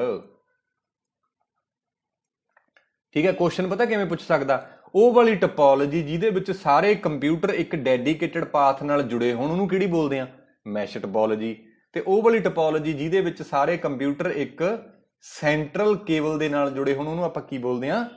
ਕਾਮਨ ਬੱਸ ਟਪੋਲੋਜੀ ਜਾਂ ਬੱਸ ਟਪੋਲੋਜੀ। ਕਈ ਵਾਰੀ ਤੁਹਾਨੂੰ ਇਹ ਲੱਗਦਾ ਉਹ ਵੀ ਸਪੀਡ ਸਲੋ ਆ, ਤਾਂ ਤੁਸੀਂ 1.5 ਜਾਂ 2 ਤੇ ਕਰ ਸਕਦੇ ਹੋ। ਟਾਈਮ ਥੋੜਾ ਨਾ ਆਪਣੇ ਕੋਲੇ, ਥੋੜੇ ਜਿਹੇ ਦਿਨ ਹੈ ਹਨਾ, ਤਾਂ ਦੱਬੀ ਰੱਖੋ। ਆਪਾਂ ਕੰਪਿਊਟਰ ਦਾ ਜਿੰਨਾ ਵੀ ਕੰਮ ਉਹ ਮੈਂ ਕਰਾਉਂਗਾ, ਤੁਹਾਡਾ ਭਰਾ ਬੈਠਾ ਤੁਹਾਡੇ ਲਈ ਕਰਾਉਣ ਦੇ ਲਈ, ਠੀਕ ਆ। ਆਪਾਂ ਕੁੱਤੀਆਂ ਕੰਧਾਂ ਨਹੀਂ ਚੜਾ ਦਾਂਗੇ, ਇੱਕ ਵੀ ਕੁਐਸਚਨ ਤੁਹਾਡਾ ਬਾਹਰੋਂ ਨਹੀਂ ਆਉਣ ਦਿੰਦਾ ਮੈਂ। ਪਰ ਸ਼ਰਤ ਇਹ ਹੈ ਕਿ ਤੁਸੀਂ ਵੀਡੀਓ ਦੇਖੋ ਸਾਰੀਆਂ ਪੁਰਾਣੀਆਂ ਜਾ ਕੇ, ਜਿੰਨਾ ਵੀ ਮੈਂ ਕੰਮ ਕਰਾਇਆ ਹੋਇਆ। ਬੇਸ਼ੱਕ ਟਾਈਮ ਥੋੜਾ ਤੁਹਾਡੇ ਕੋਲੇ, ਪਰ ਮੈਨੇਜਮੈਂਟ ਦੇ ਹਿਸਾਬ ਨਾਲ ਆਪਾਂ ਮੈਨੇਜ ਕਰ ਸਕਦੇ ਹਾਂ ਕਿ 1.5 ਜਾਂ 2 ਤੇ ਸਪੀਡ ਲਾ ਕੇ ਫੱਟੇ ਚੱਕ ਦਿਓ ਤੁਸੀਂ, ਤਾਂ ਹੋ ਹੀ ਨਹੀਂ ਸਕਦਾ ਤੁਹਾਡਾ ਕੁਐਸਚਨ ਬਾਹਰੋਂ ਆਵੇ। ਇਹ ਪਹਿਲਾ ਪਾਰਟ ਬਣਾ ਰਿਹਾ ਮੈਂ ਐਕਸਪੈਕਟ ਕੁਐਸਚਨ ਦਾ, ਤਾਂ ਤੁਸੀਂ ਮੈਨੂੰ ਕਮੈਂਟ ਕਰਕੇ ਦੱਸਿਓ ਵੀ ਤੁਹਾਨੂੰ ਹੋਰ ਵੀ ਚਾਹੀਦੇ, ਆਪਾਂ ਹੋਰ ਵੀ ਬਣਾਵਾਂਗੇ, ਠੀਕ ਹੈ। ਤੁਹਾਡੇ ਲਈ ਬੈਠੇ ਆਪਾਂ। ਤੇ ਪਰ ਇਹ ਆ ਵੀ ਮੈਨੂੰ ਸਪੋਰਟ ਕਰ ਦਿਓ, ਠੀਕ ਹੈ। ਚੈਨਲ ਨੂੰ ਸਬਸਕ੍ਰਾਈਬ ਕਰ ਲਓ ਤੇ ਥੋੜਾ ਬਹੁਤ ਕਮੈਂਟ ਕਰਕੇ ਦੱਸ ਦਿਆ ਕਰੋ। ਥੋੜਾ ਵਧੀਆ ਲੱਗਦਾ ਵੀ ਜੇ ਤੁਹਾਨੂੰ ਸਮਝ ਆ ਰਹੀਆਂ ਚੀਜ਼ਾਂ, ਠੀਕ ਲੱਗ ਰਹੀਆਂ ਨੇ, ਹੈ ਨਾ, ਤਾਂ ਮੇਰੇ ਲਈ ਤਾਂ ਉਹੀ એનર્ਜੀ ਹੈ। ਤੁਸੀਂ ਕਮੈਂਟ ਕਰਕੇ ਦੱਸੋਗੇ ਵੀ ਤੁਹਾਨੂੰ ਵਧੀਆ ਸਮਝ ਆ ਰਿਹਾ, ਤਾਂ ਮੈਨੂੰ ਅੱਛਾ ਲੱਗੂਗਾ, ਮੈਂ ਹੋਰ ਜ਼ਿਆਦਾ ਮਿਹਨਤ ਕਰੂੰਗਾ ਤੁਹਾਡੇ ਲਈ, ਠੀਕ ਹੈ। ਤੇ ਬਾਕੀ ਸ਼ੇਅਰ ਕਰ ਦਿਓ। ਹਜੇ ਚੈਨਲ ਆਪਣਾ ਨਵਾਂ, ਆਪਾਂ ਕੋਈ ਐਡ ਊਡ ਨਹੀਂ ਕਰਾਈ, ਸਿੰਪਲ ਹੀ ਇਹ ਕੰਮ ਹੌਲੀ ਹੌਲੀ ਆਪਣੇ ਅੱਗੇ ਚਲਾ ਜਾਊਗਾ, ਠੀਕ ਹੈ। ਕੋਈ ਐ ਕਾਹਲ ਨਹੀਂ ਹੈ ਵੀ ਅੱਜ ਹੀ ਆਪਾਂ ਨੂੰ ਬਹੁਤ ਜ਼ਿਆਦਾ ਬੰਦੇ ਦੇਖਣ, ਬਸ ਠੀਕ ਹੈ। 500 ਬੰਦਾ, 500 ਵਿਊ ਹੋ ਜੇ ਬਹੁਤ ਆਪਾਂ ਨੂੰ, ਹੋਰ ਇਸ ਤੋਂ ਜ਼ਿਆਦਾ ਨਹੀਂ ਚਾਹੀਦਾ, ਠੀਕ ਹੈ। ਸੋ ਅਗਲਾ ਜਿਵੇਂ ਹੈ ਨੈਟਵਰਕ ਟਪੋਲੋਜੀ ਦੇ ਵਿੱਚੋਂ ਹੀ ਸਟਾਰ ਟਪੋਲੋਜੀ ਹੈ। ਸਟਾਰ ਟਪੋਲੋਜੀ ਦੇ ਵਿੱਚ ਸਾਰੇ ਕੰਪਿਊਟਰ ਇੱਕ ਸੈਂਟਰਲ ਡਿਵਾਈਸ ਦੇ ਨਾਲ ਲੱਗੇ ਹੁੰਦੇ ਨੇ, ਜਿਹਨੂੰ ਸਵਿਚ, ਰਾਊਟਰ ਜਾਂ ਹੱਬ ਬੋਲਦੇ ਆ। ਸਵਿਚ, ਰਾਊਟਰ ਜਾਂ ਹੱਬ। ਤਾਂ ਇਹਦੇ ਵਿੱਚ ਇਹ ਪੁੱਛ ਸਕਦਾ ਉਹ ਵਾਲੀ ਟਪੋਲੋਜੀ ਜਿਹਦੇ ਵਿੱਚ ਸਾਰੇ ਕੰਪਿਊਟਰ ਇੱਕ ਸੈਂਟਰਲ ਕੰਪੋਨੈਂਟ ਜਾਂ ਸੈਂਟਰਲ ਡਿਵਾਈਸ ਨਾਲ ਲੱਗੇ ਹੋਣ, ਉਹਨੂੰ ਕੀ ਬੋਲਦੇ ਆ? ਸਟਾਰ ਟਪੋਲੋਜੀ। ਇਹਦੇ ਵਿੱਚ ਕਾਸਟ ਵੀ ਘਟ ਗਈ ਤੇ ਸਿਕਿਉਰਿਟੀ ਵੀ ਘਟ ਗਈ, ਕਿਉਂਕਿ ਡਿਵਾਈਸ ਦੇ ਵਿੱਚ ਸਿਕਿਉਰਿਟੀ ਪ੍ਰੋਵਾਈਡ ਕਰਾਤੀ, ਠੀਕ ਹੈ। ਰਿੰਗ ਟਪੋਲੋਜੀ ਦੇ ਵਿੱਚ ਸਾਰੇ ਸਰਕੂਲਰ ਸ਼ੇਪ ਦੇ ਵਿੱਚ ਲੱਗੇ ਹੁੰਦੇ ਨੇ, ਉਹ ਰਿੰਗ ਟਪੋਲੋਜੀ ਆ। ਤਾਂ ਜੇ ਪੁੱਛ ਲੇ ਕਿ ਉਹ ਵਾਲੀ ਟਪੋਲੋਜੀ ਦੀ ਟਪੋਲੋਜੀ ਵਿੱਚ ਆਲ ਦੀ ਕੰਪਿਊਟਰ ਆਰ ਕਨੈਕਟਡ ਬਾਈ ਵਨ ਸੈਂਟਰਲ ਕੇਬਲ, ਫਿਰ ਤਾਂ ਹੋ ਜੂਗੀ ਬੱਸ। ਤੇ ਜੇ ਪੁੱਛ ਲੇ ਸੈਂਟਰਲ ਡਿਵਾਈਸ, ਫਿਰ ਹੋ ਜਾਊਗਾ ਹੱਬ ਜਾਂ ਸਵਿਚ। ਕਲੀਅਰ ਹੋਈ ਗੱਲ? ਤਾਂ ਇਹ ਸੀਗੇ ਬਲੂਟੁੱਥ, ਇਹ ਕਹਿ ਲਓ ਵਾਇਰਲੈਸ ਕਮਿਊਨੀਕੇਸ਼ਨ ਦੀਆਂ ਟੈਕਨੋਲੋਜੀ ਨੇ। ਵਾਇਰਲੈਸ ਕਮਿਊਨੀਕੇਸ਼ਨ, ਬਲੂਟੁੱਥ ਹੁੰਦਾ ਇੱਕ, ਵਾਈਫਾਈ ਹੁੰਦਾ, ਜਿਗਬੀ ਤੇ ਜੈਡ ਵੇਵ। ਤੁਸੀਂ ਵਾਈਫਾਈ ਤੇ ਬਲੂਟੁੱਥ ਤਾਂ ਦੇਖਿਆ ਸੁਣਿਆ ਹੋਊਗਾ, ਬਟ ਜਿਗਬੀ ਤੇ ਜੈਡ ਵੇਵ ਨਹੀਂ ਦੇਖਿਆ ਹੋਣਾ। ਇਹ ਮੋਸਟਲੀ IoT ਦੇ ਵਿੱਚ ਯੂਜ਼ ਹੁੰਦੇ ਨੇ। IoT ਦੀ ਐਬਰੀਵੇਸ਼ਨ ਬਹੁਤ ਇੰਪੋਰਟੈਂਟ ਹੈ, ਪੁੱਛ ਸਕਦਾ ਹੈ। ਇੰਟਰਨੈਟ ਆਫ ਥਿੰਗਸ, ਜਿਵੇਂ ਇੰਟਰਨੈਟ ਆਫ ਥਿੰਗਸ ਕੀ ਹੁੰਦਾ ਕਿ ਆਉਣ ਵਾਲੇ ਸਮੇਂ ਦੇ ਵਿੱਚ ਬਹੁਤ ਸਾਰੀਆਂ ਚੀਜ਼ਾਂ ਸਮਾਰਟ ਹੋ ਰਹੀਆਂ ਨੇ। ਸਾਡੇ ਫ੍ਰਿਜ, AC ਵਗੈਰਾ ਸਮਾਰਟ ਹੋ ਰਹੇ ਨੇ। ਅਸੀਂ ਘਰੋਂ ਬੈਠੇ ਬਾਹਰ ਕਿਤੇ ਟਰੈਵਲ ਕਰ ਰਹੇ ਹਾਂ ਤਾਂ ਅਸੀਂ ਚੈੱਕ ਕਰ ਸਕਦੇ ਹਾਂ ਵੀ ਕੀ ਆਪਣਾ ਫ੍ਰਿਜ ਤਾਂ ਨਹੀਂ ਚੱਲ ਰਿਹਾ, ਬੰਦ ਕਰ ਸਕਦੇ ਹਾਂ, ਔਨ ਕਰ ਸਕਦੇ ਹਾਂ, ਆਫ ਕਰ ਸਕਦੇ ਹਾਂ। ਸਿਮਿਲਰਲੀ AC ਨੂੰ ਆਪਾਂ ਕੰਟਰੋਲ ਕਰ ਸਕਦੇ ਹਾਂ, ਹਨਾ। ਤੇ ਫ੍ਰਿਜ ਦੇ ਵਿੱਚ ਦੁੱਧ ਵਗੈਰਾ ਦੇ ਪੈਕਟ ਵੇਰਕਾ ਤੋਂ ਆਉਂਦੇ ਆ, ਉੱਥੇ ਆਪਾਂ ਇੱਕ ਆਟੋਮੈਟਿਕ ਫੰਕਸ਼ਨ ਲਗਾ ਸਕਦੇ ਹਾਂ ਕਿ ਜਦੋਂ ਸਾਡੇ ਕੋਲੇ ਦੁੱਧ ਦੇ ਪੈਕਟ ਖਤਮ ਹੋ ਗਏ ਤਾਂ ਵੇਰਕਾ ਵਾਲਿਆਂ ਨੂੰ ਮੈਸੇਜ ਆਵੇ, ਉਹ ਡਰੋਨ ਭੇਜਣਗੇ ਤੇ ਘਰੇ ਆਪਣੇ ਦੁੱਧ ਆ ਜਾਊਗਾ। ਸੋ ਇਹ ਚੀਜ਼ਾਂ ਸਮਾਰਟ ਹੋ ਰਹੀਆਂ ਨੇ। ਤਾਂ ਸਮਾਰਟ ਜਦੋਂ ਹੋ ਰਹੀਆਂ ਨੇ, IoT ਬੋਲਦੇ ਆ ਇਸ ਨੂੰ। IoT ਆ ਪਿੱਛੇ ਜੇ ਮੋਦੀ ਨੇ ਵੀ ਉਦਘਾਟਨ ਜਿਹਾ ਕੀਤਾ ਹੈ ਨਾ, ਇਹਦਾ ਅੰਬਾਨੀ ਦਾ ਮੁੰਡਾ ਦਿਖਾ ਰਿਹਾ ਸੀ 5G, ਹੈ ਨਾ, ਉਹਦੇ 'ਚ IoT ਦੀ ਗੱਲ ਕਰ ਰਹੇ ਸੀ। ਤੁਸੀਂ ਕਰੰਟ ਅਫੇਅਰ ਪੜ੍ਹ ਰਹੇ ਹੋ, ਤੁਹਾਨੂੰ ਜ਼ਿਆਦਾ ਪਤਾ ਹੋਣਾ ਇਸ ਚੀਜ਼ ਦਾ। ਤਾਂ ਫਿਰ ਕਮਿਊਨੀਕੇਸ਼ਨ ਕਰਨ ਦੇ ਲਈ, IoT ਕਮਿਊਨੀਕੇਸ਼ਨ ਕਰਨ ਦੇ ਲਈ ਸਾਨੂੰ ਇੱਕ ਵਾਇਰਲੈਸ ਟੈਕਨੋਲੋਜੀ ਚਾਹੀਦੀ ਹੈ। ਬਲੂਟੁੱਥ ਹੈਗਾ, ਵਾਈਫਾਈ ਹੈਗਾ, ਬਟ ਇਹ ਪਾਵਰ ਬਹੁਤ ਜ਼ਿਆਦਾ ਕੰਜ਼ਿਊਮ ਕਰਦੇ ਨੇ, ਹਾਈ ਪਾਵਰ ਕੰਜ਼ੰਪਸ਼ਨ। ਇਹ ਲੋ ਪਾਵਰ ਕੰਜ਼ੰਪਸ਼ਨ ਹੈ, ਬਟ ਇਹਦੀ ਰੇਂਜ ਕਹਿ ਲਓ ਵੀ ਰੇਂਜ ਬਹੁਤ ਥੋੜੀ ਹੈ। ਰੇਂਜ 10 ਮੀਟਰ ਤੋਂ ਲੈ ਕੇ 33 ਫੁੱਟ ਤੱਕ ਹੈ। ਇਹਦੀ ਰੇਂਜ ਜ਼ਿਆਦਾ ਬਟ ਪਾਵਰ ਜ਼ਿਆਦਾ ਕੰਜ਼ਿਊਮ ਕਰਦਾ, ਤਾਂ ਗੜਬੜ ਹੋ ਗਈ, ਹਨਾ। ਤਾਂ ਫਿਰ ਇੱਕ ਨਵਾਂ ਡਿਵਾਈਸ ਬਣਾਇਆ ਸੀ ਜਿਗਬੀ ਤੇ ਜੈਡ ਵੇਵ, ਜਿਹਦੇ ਚੋਂ ਜਿਗਬੀ ਬਹੁਤ ਸਕਸੈਸਫੁਲ ਹੋਇਆ। ਲੋਐਸਟ ਪਾਵਰ ਕੰਜ਼ੰਪਸ਼ਨ, ਤੇ ਸਭ ਤੋਂ ਜ਼ਿਆਦਾ ਵਧੀਆ, ਕਾਸਟ ਵੀ ਘੱਟ ਹੈ, ਡਿਵਾਈਸ ਇੰਨੇ ਅਟੈਚ ਕਰ ਸਕਦੇ ਹਾਂ, ਤੇ ਕਹਿ ਲਓ ਵੀ 250 kbps ਦੀ ਸਪੀਡ ਹੈ ਇਹਦੀ। ਇਹ ਗੱਲ ਯਾਦ ਰੱਖਣੀ ਹੈ। ਬੇਸ਼ੱਕ ਇਹਦੇ ਨਾਲੋਂ ਘੱਟ ਹੈ ਪਰ ਸਫੀਸ਼ੀਐਂਟ ਹੈ, ਇੰਨੇ ਕੁ ਨਾਲ ਕੰਮ ਚੱਲ ਜਾਂਦਾ ਹੈ, ਠੀਕ ਹੈ। ਇਹ ਵੀ ਠੀਕ ਹੈ, ਪਰ ਜਿਗਬੀ ਸਭ ਤੋਂ ਵਧੀਆ। ਜੇ ਪੁੱਛ ਲਿਆ ਨਾ ਕੁਐਸਚਨ ਐਵੇਂ ਦਾ ਕਿ IoT ਦੇ ਵਿੱਚ ਕਿਹੜਾ ਡਿਵਾਈਸ ਜ਼ਿਆਦਾ ਵਧੀਆ ਹੈ, ਤਾਂ ਉੱਥੇ ਆਪਾਂ ਨਾਮ ਦੇਵਾਂਗੇ ਜਿਗਬੀ। ਤਾਂ ਕਲੀਅਰ ਹੋ ਗਈ ਗੱਲ। ਤਾਂ ਇਹ ਕੁਐਸਚਨ ਸੀਗਾ, ਇਹਦਾ ਆਪਾਂ ਗੱਲ ਕਰ ਚੁੱਕੇ ਸੀ ਕਿ ਪਹਿਲਾ ਜਿਹੜਾ ਸੀਗਾ ਉਹ ਗਲਤ ਹੈ, ਕਿਉਂਕਿ ਨੈਟਵਰਕ ਪ੍ਰੋਟੋਕਾਲ ਨਹੀਂ ਹੈ ਇਹ ਸਾਰੀਆਂ ਕੀ ਨੇ, ਟੋਪੋਲੋਜੀਜ਼ ਨੇ। ਦੂਸਰੀ ਸੀ ਜਿਹੜੀ ਗੱਲ ਉਹ ਠੀਕ ਸੀ। ਅਗਲਾ ਕੁਐਸਚਨ ਆ ਗਿਆ, given below are 2 statements, web browser ਤੇ ਸਰਚ ਇੰਜਨ। ਦੋ ਦੀ ਗੱਲ ਕਰਦਾ ਹੈ। Web browser is a piece of software that retrieves and display the web pages. ਇਹ ਗੱਲ ਬਿਲਕੁਲ ਠੀਕ ਹੈ। ਵੈਬ ਬਰਾਊਜ਼ਰ ਕੀ ਹੁੰਦਾ? ਇੱਕ ਸੌਫਟਵੇਅਰ ਹੁੰਦਾ ਜਿਹੜਾ ਸਾਡੇ ਕੰਪਿਊਟਰ ਤੇ ਇੰਸਟਾਲਡ ਹੁੰਦਾ ਤੇ ਉਹ ਕੀ ਕਰਦਾ ਹੈ, ਵੈਬ ਪੇਜਸ ਨੂੰ ਰਿਟਰੀਵ ਕਰਕੇ ਸਾਨੂੰ ਦਿਖਾਉਂਦਾ, ਜਿਹਦੇ ਵਿੱਚ ਆਪਾਂ ਬੁੱਕਮਾਰਕ ਕਰ ਸਕਦੇ ਹਾਂ, ਡਾਊਨਲੋਡ ਕਰ ਸਕਦੇ ਹਾਂ, ਫਾਈਲਾਂ ਨੂੰ ਸੇਵ ਕਰ ਸਕਦੇ ਹਾਂ, ਹਨਾ। ਉਹ ਹੁੰਦਾ ਵੈਬ ਬਰਾਊਜ਼ਰ। ਕਨਫਿਊਜ਼ ਨਹੀਂ ਹੋਣਾ। Search engine is special kind of website that helps people in finding web pages from other websites. ਦੇ ਗੱਲ ਬਿਲਕੁਲ ਠੀਕ ਹੈ, ਦੋਨੇ ਗੱਲਾਂ ਹੀ ਠੀਕ ਨੇ। ਆਹ ਦੇਖੋ, ਇਹ ਬਰਾਊਜ਼ਰ ਨੇ opera, Google chrome, safari, Mozilla Firefox, internet explorer ਤੇ ਮਾਈਕਰੋਸਾਫਟ ਐਜ। ਇਹ ਬਰਾਊਜ਼ਰ ਨੇ। ਬਰਾਊਜ਼ਰ ਕੀ ਹੁੰਦੇ ਨੇ? ਜਿਹੜੇ ਯੂਜ਼ਰ ਦੇ ਕੰਪਿਊਟਰ ਤੇ ਇੰਸਟਾਲ ਹੋ ਕੇ ਇਨਫੋਰਮੇਸ਼ਨ ਨੂੰ ਡਿਸਪਲੇ ਕਰਾਉਂਦੇ ਨੇ। ਤੇ ਸਰਚ ਇੰਜਨ ਕੀ ਹੁੰਦੇ ਨੇ? ਜਿਹੜੇ ਪੂਰੀ ਦੁਨੀਆ ਦੇ ਵਿੱਚੋਂ ਡੇਟਾ ਲੱਭ ਕੇ ਲਿਆਉਂਦੇ ਨੇ। ਹੁਣ ਸਰਚ ਇੰਜਨ ਨੇ ਡੇਟਾ ਲੱਭ ਕੇ ਲਿਆ ਕੇ ਸਾਡੇ ਕੰਪਿਊਟਰ ਦੇ ਗੇਟ ਤੇ ਖੜਾ, ਕਹਿੰਦਾ ਵੀ ਆਹ ਚੱਕ ਵੀ ਡੇਟਾ ਤੂੰ ਦਿਖਾ ਅੱਗੇ, ਤਾਂ ਉੱਥੇ ਫਿਰ ਬਰਾਊਜ਼ਰ ਦਾ ਕੰਮ ਆਊਗਾ। ਤਾਂ ਦੋਨੇ ਗੱਲਾਂ। ਇੱਕ ਹੋਰ ਬੜਾ ਮਿਨਿਊਟ ਜਿਹਾ ਡਿਫਰੈਂਸ ਹੁੰਦਾ, ਜੇ ਕਹਿੰਦੇ ਗੂਗਲ ਕ੍ਰੋਮ ਤਾਂ ਫਿਰ ਇਹ ਹੈਗਾ ਮਿੱਤਰੋ ਬਰਾਊਜ਼ਰ, ਯਾਦ ਰੱਖਣਾ। ਤੇ ਜੇ ਗੂਗਲ ਬੋਲਦੇ ਤਾਂ ਫਿਰ ਇਹ ਹੈ ਸਰਚ ਇੰਜਨ। ਇੱਥੇ ਬੜਾ ਕਨਫਿਊਜ਼ਿੰਗ ਪੁਆਇੰਟ ਕੁਐਸਚਨ ਪੁੱਛ ਲੈਂਦਾ ਉਹ, ਕਹਿੰਦਾ Google is a search engine or browser. Google is a search engine, Google Chrome is a browser, ਯਾਦ ਰੱਖਣਾ ਹੈ। ਮੋਜ਼ਿਲਾ ਫਾਇਰਫੌਕਸ, ਇਹਨੂੰ ਕੱਲਾ ਮੋਜ਼ਿਲਾ ਵੀ ਲਿਖ ਦਿੰਦਾ, ਫਾਇਰਫੌਕਸ ਵੀ ਲਿਖ ਦਿੰਦਾ। ਇੰਟਰਨੈਟ ਐਕਸਪਲੋਰਰ ਤੇ ਮਾਈਕਰੋਸਾਫਟ ਐਜ, ਇਹ ਦੋਨੇ ਮਾਈਕਰੋਸਾਫਟ ਦੇ ਨੇ। ਬਿਲ ਗੇਟਸ ਸੀਗਾ ਇਹਦਾ ਫਾਊਂਡਰ, ਹਨਾ, ਮਾਈਕਰੋਸਾਫਟ। ਇਹ ਵੀ ਗੱਲ ਯਾਦ ਰੱਖਣਾ ਹੈ। ਵਿੰਡੋ ਦੇ ਵਿੱਚ ਬਾਈ ਡਿਫਾਲਟ ਹੁੰਦੇ ਨੇ, ਬਾਈ ਡਿਫਾਲਟ ਨਾ window.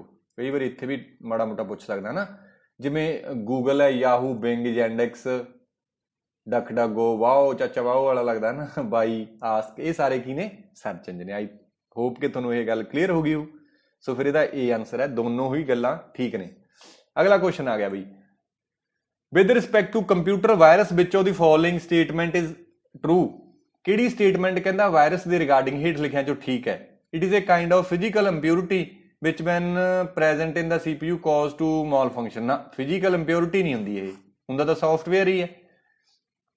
is a computer program that infect computer and thereby sends unsolicited bulk mail। ਨਹੀਂ, unsolicited mail ਵਾਸਤੇ ਵੀ ਇਹ ਨਹੀਂ ਵਰਤਿਆ ਜਾਂਦਾ।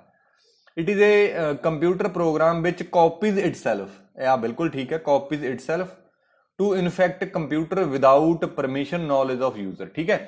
ਸੋ ਆਪਾਂ ਪਿਛਲੀਆਂ ਵੀਡੀਓ ਦੇ ਵਿੱਚ ਆਪਾਂ ਗੱਲ ਕਰ ਚੁੱਕੇ ਸੀ ਨਾ ਕਿ ਵਾਇਰਸ ਕੀ ਹੁੰਦਾ, ਵਰਮ ਕੀ ਹੁੰਦਾ, ਮੈਂ ਚੰਗੀ ਤਰ੍ਹਾਂ ਦੱਸ ਚੁੱਕਿਆ। ਟਰੋਜਨ ਹਾਰਸ ਕੀ ਹੁੰਦਾ। ਵਾਇਰਸ ਦੀਆਂ ਦੋ ਪ੍ਰੋਪਰਟੀਜ਼ ਹੁੰਦੀਆਂ ਨੇ, ਇੱਕ ਤਾਂ copy itself,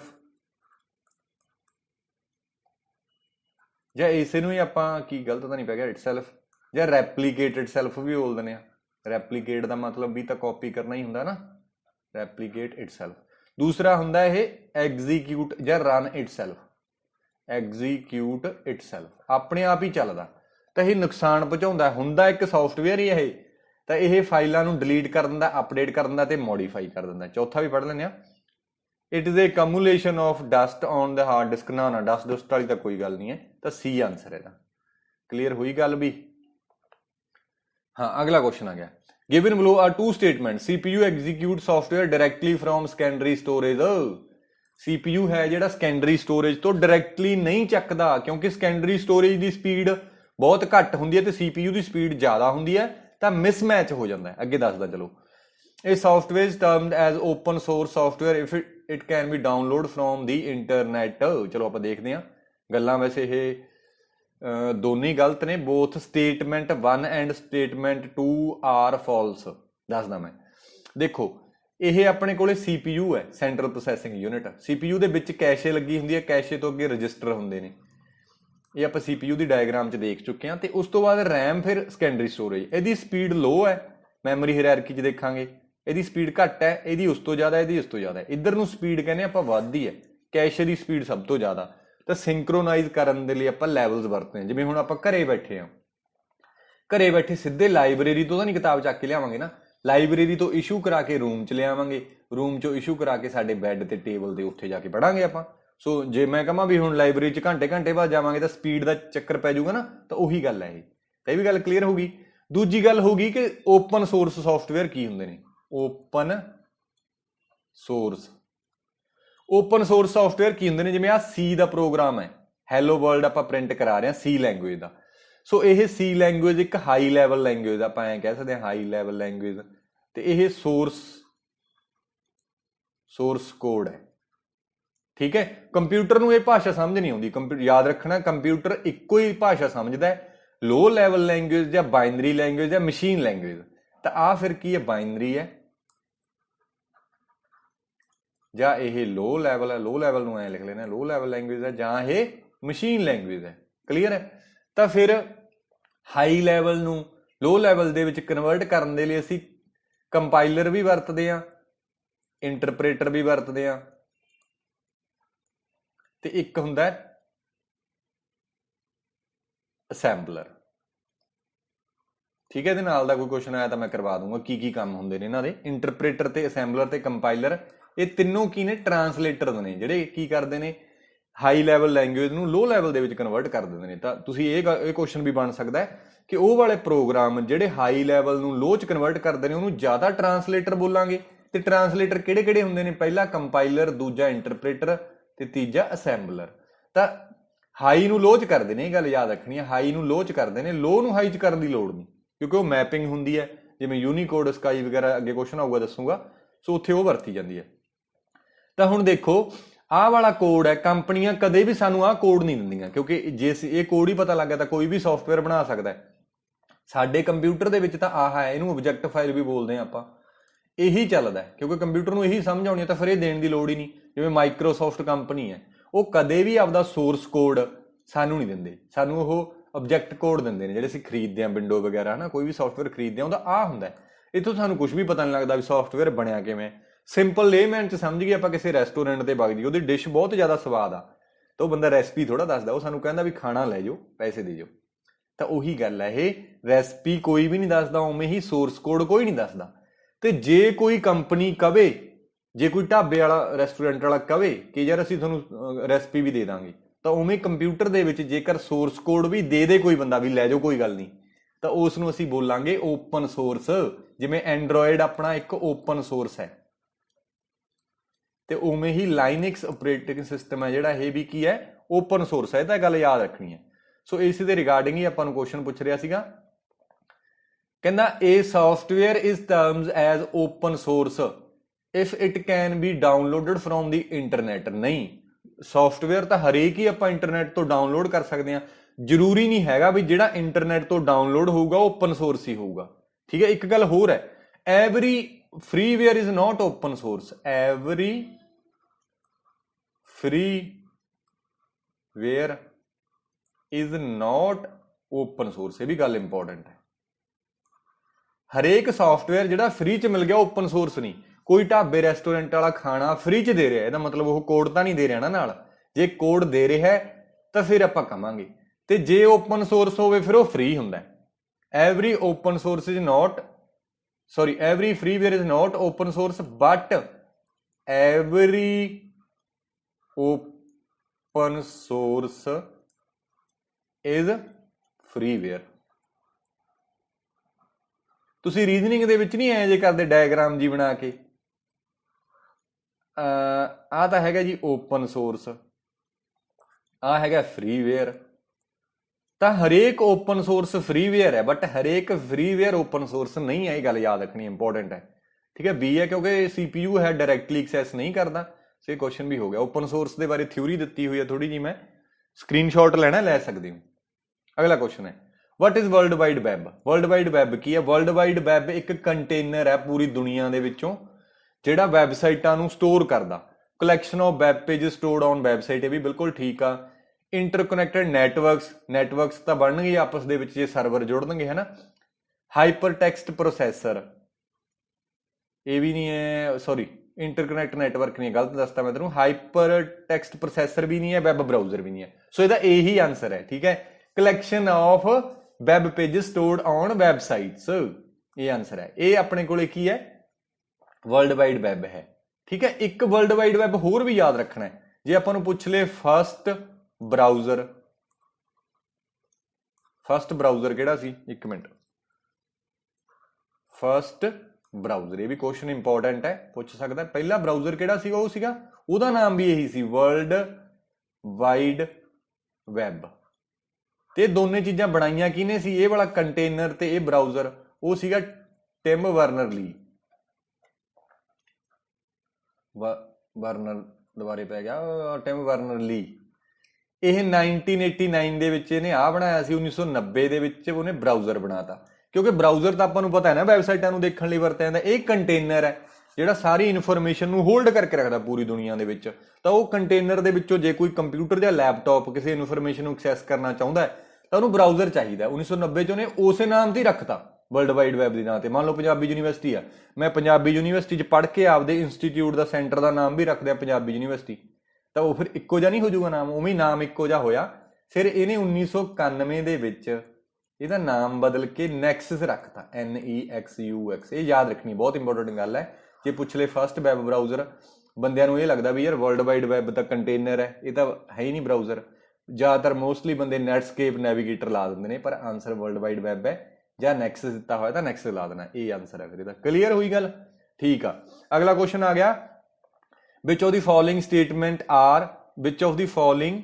statements are true? ਹੇਠ ਲਿਖਿਆ ਜੋ ਕਿਹੜੀਆਂ ਸਟੇਟਮੈਂਟਸ ਠੀਕ ਨੇ? ਕਹਿੰਦਾ simplex data transmission is in 2 direction only. Half duplex ਪੁੱਛ ਲਿਆ ਤੇ ਫੁੱਲ ਡੁਪਲੈਕਸ ਪੁੱਛ ਲਿਆ। ਸੀਰੀਅਲ ਟਰਾਂਸਮਿਸ਼ਨ ਤੇ ਪੈਰਲਲ ਟਰਾਂਸਮਿਸ਼ਨ, ਇਹ ਚਲੋ ਆਪਾਂ ਚੀਜ਼ਾਂ ਦੇਖ ਲੈਂਦੇ ਹਾਂ। ਸਿੰਪਲੈਕਸ ਦੇ ਵਿੱਚ ਕੀ ਹੁੰਦਾ ਹੈ? ਕਮਿਊਨੀਕੇਸ਼ਨ ਦੇ ਮੋਡ ਨੇ। ਸਿੰਪਲੈਕਸ ਦੇ ਵਿੱਚ ਇੱਕ ਸਾਈਡ ਤੋਂ ਇੱਧਰ ਨੂੰ ਹੀ ਡੇਟਾ ਜਾ ਸਕਦਾ, ਜਿਵੇਂ ਰੇਡੀਓ ਹੈ ਤੇ ਟੀਵੀ ਹੈ। ਆਪਣੇ ਕੋਲੇ ਸਿਰਫ ਡੇਟਾ ਆ ਹੀ ਸਕਦਾ, ਆਪਾਂ ਭੇਜ ਨਹੀਂ ਸਕਦੇ। ਤੇ ਹਾਫ ਡੁਪਲੈਕਸ ਦੇ ਵਿੱਚ ਇੱਕ ਰਸਤਾ ਹੁੰਦਾ ਹੈ, ਜਦੋਂ ਅਸੀਂ ਸੈਂਡ ਕਰਾਂਗੇ ਉਦੋਂ ਸਿਰਫ ਜਾਊਗਾ ਤੇ ਉਦੋਂ ਆ ਨਹੀਂ ਸਕਦਾ, ਜਦੋਂ ਵਾਪਸ ਆਊਗਾ ਉਦੋਂ ਆਊਗਾ। ਯਾਨੀ ਕਿ ਹਾਫ ਡੁਪਲੈਕਸ ਦੇ ਵਿੱਚ ਅਸੀਂ ਦੋਨੋਂ ਸਾਈਡ ਤੇ ਕਮਿਊਨੀਕੇਸ਼ਨ ਤਾਂ ਕਰ ਸਕਦੇ ਹਾਂ, ਬਟ ਐਟ ਏ ਟਾਈਮ ਤੇ ਇੱਕੋ ਹੀ ਇੱਕ ਪਾਸੇ ਕਮਿਊਨੀਕੇਸ਼ਨ ਹੁੰਦਾ ਹੈ। ਸਿਮਿਲਰਲੀ ਫੁੱਲ ਡੁਪਲੈਕਸ ਦੇ ਵਿੱਚ ਦੋਨੋਂ ਸਾਈਡ ਤੇ ਹੁੰਦਾ ਹੈ ਨਾ। ਹੁਣ ਆਪਾਂ ਕੁਐਸਚਨ ਦੇਖੀਏ ਕੀ ਪੁੱਛ ਰਿਹਾ। Simplex data transmission is in 2 direction, ਨਹੀਂ, ਸਿੰਪਲੈਕਸ ਤਾਂ ਆਪਾਂ ਨੂੰ ਪਤਾ ਹੀ ਹੈ 1 ਡਾਇਰੈਕਸ਼ਨ ਦੇ ਵਿੱਚ ਹੈ। ਤੇ half duplex data transmission is in both direction but not at the same time, ਇਹ ਗੱਲ ਠੀਕ ਹੈ। Full duplex data transmission is in both direction simultaneously, ਇਹ ਵੀ ਠੀਕ ਹੈ। B ਤੇ C ਹਨਾ, ਦੋਨੋਂ ਚੀਜ਼ਾਂ ਠੀਕ ਨੇ। ਤਾਂ ਫਿਰ B ਤੇ C ਚੋਂ A ਹੈ ਤਾਂ ਆ ਨਹੀਂ ਹੈਗਾ, ਆ ਨਹੀਂ ਹੈਗਾ, ਤਾਂ D ਤੇ A ਚੋਂ ਕੋਈ ਆਨਸਰ ਹੋ ਸਕਦਾ। ਹੁਣ ਆਪਾਂ ਇਹ ਦੇਖਦੇ ਹਾਂ ਸੀਰੀਅਲ ਟਰਾਂਸਮਿਸ਼ਨ ਤੇ ਪੈਰਲਲ, ਆਪਾਂ ਸੀਰੀਅਲ ਤੇ ਪੈਰਲਲ ਦੇਖ ਲੈਂਦੇ ਹਾਂ। ਪੈਰਲਲ ਟਰਾਂਸਮਿਸ਼ਨ ਦੇ ਵਿੱਚ 8 ਬਿਟ ਲਗਾਤਾਰ ਮੂਵ ਕਰਦੀਆਂ ਨੇ, ਸੈਂਡਰ ਤੋਂ ਲੈ ਕੇ ਟਰਾਂਸਮਿਟਰ ਤੋਂ ਲੈ ਕੇ ਰਿਸੀਵਰ ਤੱਕ। ਠੀਕ ਹੈ, ਸੀਰੀਅਲ ਇੰਟਰਫੇਸ ਦੇ ਵਿੱਚ 8 ਬਿਟ ਨੇ ਜਿਹੜੇ ਜਾਂਦੀਆਂ 8 ਬਿਟ ਹੀ ਨੇ, ਇੱਕ ਇੱਕ ਕਰਕੇ ਜਾਂਦੀਆਂ ਨੇ। ਇਹਦੇ 'ਚ ਇੱਕੋ ਹੀ ਤਾਰ ਲੱਗੀ, ਇਹਦੇ 'ਚ 8 ਤਾਰਾਂ ਲੱਗੀਆਂ ਨੇ। ਠੀਕ ਹੈ, ਤਾਂ ਦੇਖੀਏ ਪਹਿਲੇ ਦੇ ਵਿੱਚੋਂ ਤਾਂ ਆਪਾਂ ਦੇਖ ਲਿਆ ਸੀਗਾ ਕਿ B ਤੇ C ਠੀਕ ਨੇ, ਹਨਾ। Serial data transmission is when data is sent 8 bit at a time over a single wire. ਠੀਕ ਹੈ, 8 ਬਿਟ ਇਕੱਠੀਆਂ ਨਹੀਂ ਭੇਜੀਆਂ ਜਾ ਸਕਦੀਆਂ, ਇੱਕ ਬਿਟ ਹੀ ਜਾਂਦੀ ਹੈ ਸਿੰਗਲ ਵਾਇਰ ਦੇ ਵਿੱਚ। ਤਾਂ parallel data transmission is one when 1 bit is data on send down over a single wire. ਨਹੀਂ, ਇਹ ਵੀ ਨਹੀਂ ਹੁੰਦਾ ਤੇ ਇਹ ਵੀ ਨਹੀਂ ਹੁੰਦਾ। ਤਾਂ ਫਿਰ B ਤੇ C ਆਨਸਰ ਬਚੇ, ਇਹ ਆਨਸਰ ਹੈ। ਕਿਉਂਕਿ 8 ਬਿਟ ਇਕੱਠੀਆਂ ਨਹੀਂ ਭੇਜ ਸਕਦੇ ਆਪਾਂ ਇੱਕੋ ਤਾਰ ਤੇ, ਇੱਕ ਤਾਰ ਤੇ ਐਟ ਏ ਟਾਈਮ ਤੇ ਇੱਕ ਬਿਟ ਜਾਊਗੀ। ਹੁਣ ਮੰਨ ਲਓ ਇਹ ਕਹਿ ਲਓ ਇਹ ਤਾਰ ਆਪਣੇ ਕੋਲ, ਇਹਦੇ 'ਚ ਅੱਗੜ ਪਿੱਛੜ ਤਾਂ ਜਾਣੀ ਹੈ 8, ਬਟ ਇਹ ਨਹੀਂ ਆਪਾਂ ਕਹਿ ਸਕਦੇ ਵੀ ਐਟ ਏ ਟਾਈਮ ਕਹਿ ਰਿਹਾ ਨਾ, at a time same time, at a time ਤਾਂ ਇੱਕੋ ਹੀ ਜਾਊਗੀ। ਕਲੀਅਰ ਹੋਈ ਗੱਲ? ਸੋ ਇਹਦਾ D ਆਨਸਰ ਹੈ। ਅਗਲਾ ਕੁਐਸਚਨ ਹੈ what is the output of following MS Excel formula. ਦੇਖੋ ਐਕਸਲ ਦੇ ਵਿੱਚ ਸਮ ਕੀ ਕਰਦਾ ਹੁੰਦਾ, ਦੋਨਾਂ ਅੱਖਰਾਂ ਦਾ ਸਮ। 1 ਤੇ 1 ਕੀ ਹੋ ਗਿਆ, 2 ਹੋ ਗਿਆ। ਇੱਥੇ ਇਹਦਾ 2 ਆ ਗਿਆ ਤੇ ਆਹ ਕੀ ਹੈ, ਇਹ ਇਹਦੀ ਪਾਵਰ ਹੈ। ਜਿਵੇਂ ਸਮ 1, 2 ਇਹ ਆ ਗਿਆ 2, ਸਮ 1, 2 ਕਿੰਨਾ ਹੋ ਗਿਆ 3, 3 raise to power 2, 3 raise to power 2 ਕਿੰਨਾ ਹੁੰਦਾ ਤੇ ਇਹਦਾ ਮਤਲਬ ਹੁੰਦਾ 3 × 3। 3 ਨੂੰ 6 ਨਹੀਂ ਆਊਗਾ, 6 ਤਾਂ ਵੈਸੇ ਹੈ ਨਹੀਂ, 3 ਨੂੰ 6 30 ਤੇ ਉਹ 9 ਆਨਸਰ ਆ ਜਾਊਗਾ। ਠੀਕ ਹੈ ਜੀ, ਸੋ ਇਹਦਾ C ਆਨਸਰ ਹੈ। ਅਗਲਾ ਕੁਐਸਚਨ ਹੈ where is the text placed when you use copy and ਕੱਟ ਕਮਾਂਡ ਇਨ ਮਾਈਕਰੋਸਾਫਟ ਵਰਡ। ਮਾਈਕਰੋਸਾਫਟ ਵਰਡ ਦੇ ਵਿੱਚ ਜੇਕਰ ਅਸੀਂ ਕੱਟ ਤੇ ਕਾਪੀ ਕਰਾਂਗੇ, ਉਹ ਕਿੱਥੇ ਡੇਟਾ ਜਾਂਦਾ ਤਾਂ ਉਹ ਆਪਣੇ ਕੋਲੇ ਕਲਿੱਪ ਬੋਰਡ ਦੇ ਵਿੱਚ ਜਾਂਦਾ ਹੈ। ਮੈਂ ਚੰਗੀ ਤਰ੍ਹਾਂ ਦੱਸ ਚੁੱਕਿਆ ਕਲਿੱਪ ਬੋਰਡ ਕੀ ਹੁੰਦਾ, ਟੈਂਪਰੇਰੀ ਹੋਲਡਿੰਗ ਏਰੀਆ। ਜਦੋਂ ਅਸੀਂ ਕਾਪੀ ਜਾਂ ਕੱਟ ਕਰ ਲੈਂਦੇ ਹਾਂ, ਜਿੰਨਾ ਚਿਰ ਪੇਸਟ ਨਹੀਂ ਕਰਦੇ ਉਹਨਾਂ ਟਾਈਮ ਕਿੱਥੇ ਪਿਆ ਰਹਿੰਦਾ, ਕਲਿੱਪ ਬੋਰਡ ਤੇ।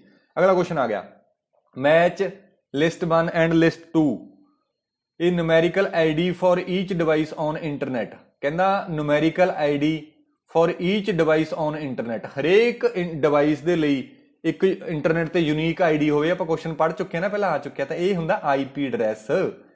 ਤਾਂ A ਦਾ ਆ ਗਿਆ ਚੌਥਾ, A ਦਾ ਚੌਥਾ ਕਿਹੜੇ ਚੋਂ ਹੈ ਤਾਂ C ਉੱਡ ਗਿਆ ਤੇ A ਉੱਡ ਗਿਆ। ਉਸ ਤੋਂ ਬਾਅਦ unique ID for network interface card, ਇਹ ਵੀ ਆਪਾਂ ਪੜ੍ਹ ਚੁੱਕੇ ਹਾਂ। ਮੈਕ ਐਡਰੈਸ ਬੋਲਦੇ ਹਾਂ ਜਿਹਨੂੰ ਆਪਾਂ, ਹਨਾ।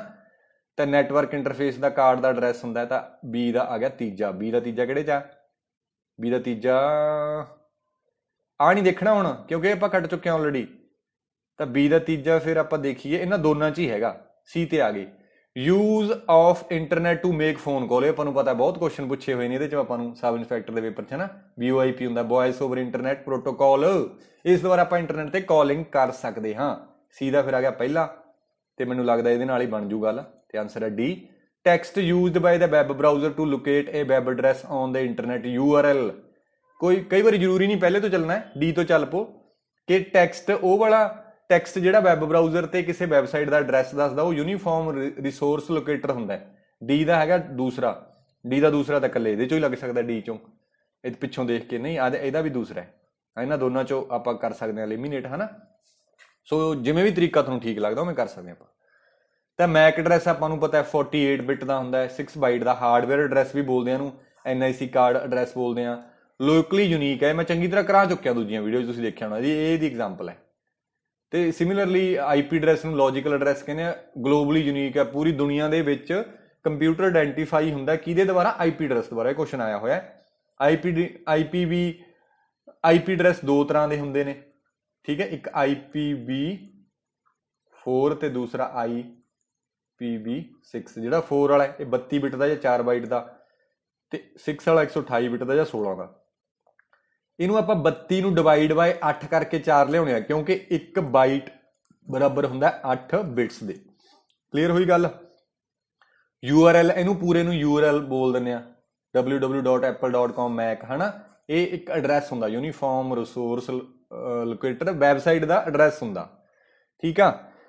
ਅਗਲਾ ਕੁਐਸਚਨ ਹੈ ਵਿਚ ਕੀਬੋਰਡ ਸ਼ਾਰਟਕਟ ਇਹ use to shut down the computer. ਬਹੁਤ ਸੌਖਾ ਹੈ, ਬਹੁਤ ਵਾਰੀ ਆ ਚੁੱਕਿਆ। Alt F4 ਆਨਸਰ A ਹੈ। ਅਗਲਾ ਹੈ number of character in 8 bit sky code. ਪਹਿਲਾਂ ਤਾਂ ਸਕਾਈ ਦੀ ਐਬਰੀਵੇਸ਼ਨ ਪੁੱਛ ਸਕਦਾ ਹੈ, American standard code for information interchange.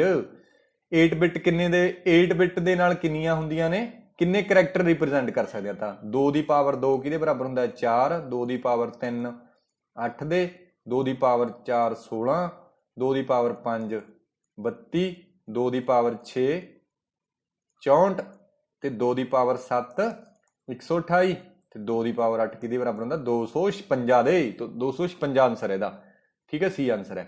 ਤਾਂ ASCII ਤੇ ABCDIC ਇਹ ਕੀ ਨੇ? Character encoding technique, character encoding technique. ਇਹ ਵੀ ਇੰਪੋਰਟੈਂਟ ਹੈ, ਪੁੱਛ ਸਕਦਾ ਬਈ। ਹੁਣ ਅਸੀਂ ਕੀਬੋਰਡ ਤੋਂ ਕੁਝ ਵੀ ਪ੍ਰੈਸ ਕਰਦੇ ਆ, ABC ਪ੍ਰੈਸ ਕਰਦੇ ਆ, ਚਾਹੇ 1 2 3 ਕਰਦੇ ਆ, ਕੰਪਿਊਟਰ ਨੂੰ ਇਹ ਕੁਝ ਨਹੀਂ ਸਮਝ ਆਉਂਦਾ, ਕੰਪਿਊਟਰ ਬਾਈਨਰੀ 'ਚ ਸਮਝਦਾ। ਫਿਰ ਉਹ ਲਿਸਟ ਬਣਾ, ਇਹਦੇ ਵਿੱਚ ਆਪਾਂ ਮੈਪਿੰਗ ਕਰਾ ਦਿੰਦੇ ਆ ਕਰੈਕਟਰ ਐਨਕੋਡਿੰਗ ਟੈਕਨੀਕ ਦੀ 0 1 2 3 ਲੈ ਕੇ 127 100 ਜਿਵੇਂ ਇਹ ਕਹਿ ਰਿਹਾ 256 255 ਤੱਕ, ਕਿਉਂਕਿ 0 ਤੋਂ ਸ਼ੁਰੂ ਕੀਤਾ 255 ਤੱਕ। ਇੱਧਰ ਆਪਾਂ ਅੱਖਰ ਲਿਖ ਲਏ, ਮੰਨ ਲਓ 65 ਤੇ ਜਾ ਕੇ ਕੈਪੀਟਲ A ਆ ਜਾਂਦੀ ਹੈ ASCII ਦੇ ਵਿੱਚ, ਠੀਕ ਹੈ, ਜਿਵੇਂ ਛੋਟੀ A ਆ ਜਾਂਦੀ ਹੈ 97 ਤੇ ਜਾ ਕੇ ਛੋਟੀ ABC ਆ ਜਾਂਦੀ ਹੈ। ਸਾਰੇ ਅੱਖਰਾਂ ਦੀ ਆਪਾਂ ਮੈਪਿੰਗ ਕਰਾ ਲੈਂਦੇ ਆ ਡੈਸੀਮਲ 'ਚ, ਇਹਨੂੰ ਆਪਾਂ ਬਾਈਨਰੀ 'ਚ ਕਨਵਰਟ ਕਰਾ ਲੈਂਦੇ ਆ। ਇਸ ਤਰ੍ਹਾਂ ਕਰਕੇ ਮੈਪਿੰਗ ਹੁੰਦੀ ਹੈ। ਤਾਂ ਕਰਕੇ ਮੈਂ ਤੁਹਾਨੂੰ ਦੱਸਿਆ ਸੀਗਾ ਵੀ ਲੋ ਲੈਵਲ ਨੂੰ ਹਾਈ 'ਚ ਕਨਵਰਟ ਕਰਨ ਦਾ ਕੋਈ ਪ੍ਰੋਵੀਜ਼ਨ ਨਹੀਂ, ਕਿਉਂਕਿ ਮੈਪਿੰਗ ਹੀ ਸਾਨੂੰ ਆਊਟਪੁੱਟ ਡਿਸਪਲੇ ਕਰਾਉਂਦੀ ਹੈ। ਬਟ ਅਸੀਂ ਬਾਹਰੋਂ ਜੋ ਕੰਪਿਊਟਰ ਨੂੰ ਇਨਪੁਟ ਦਿੰਦੇ ਆ ਉਹਨੂੰ ਸਾਨੂੰ ਕੀ ਕਰਾਉਣਾ ਪੈਂਦਾ ਹੈ? ਹਾਈ ਲੈਵਲ ਨੂੰ ਲੋ ਦੇ ਵਿੱਚ ਕਨਵਰਟ ਕਰਾਉਣਾ ਪੈਂਦਾ।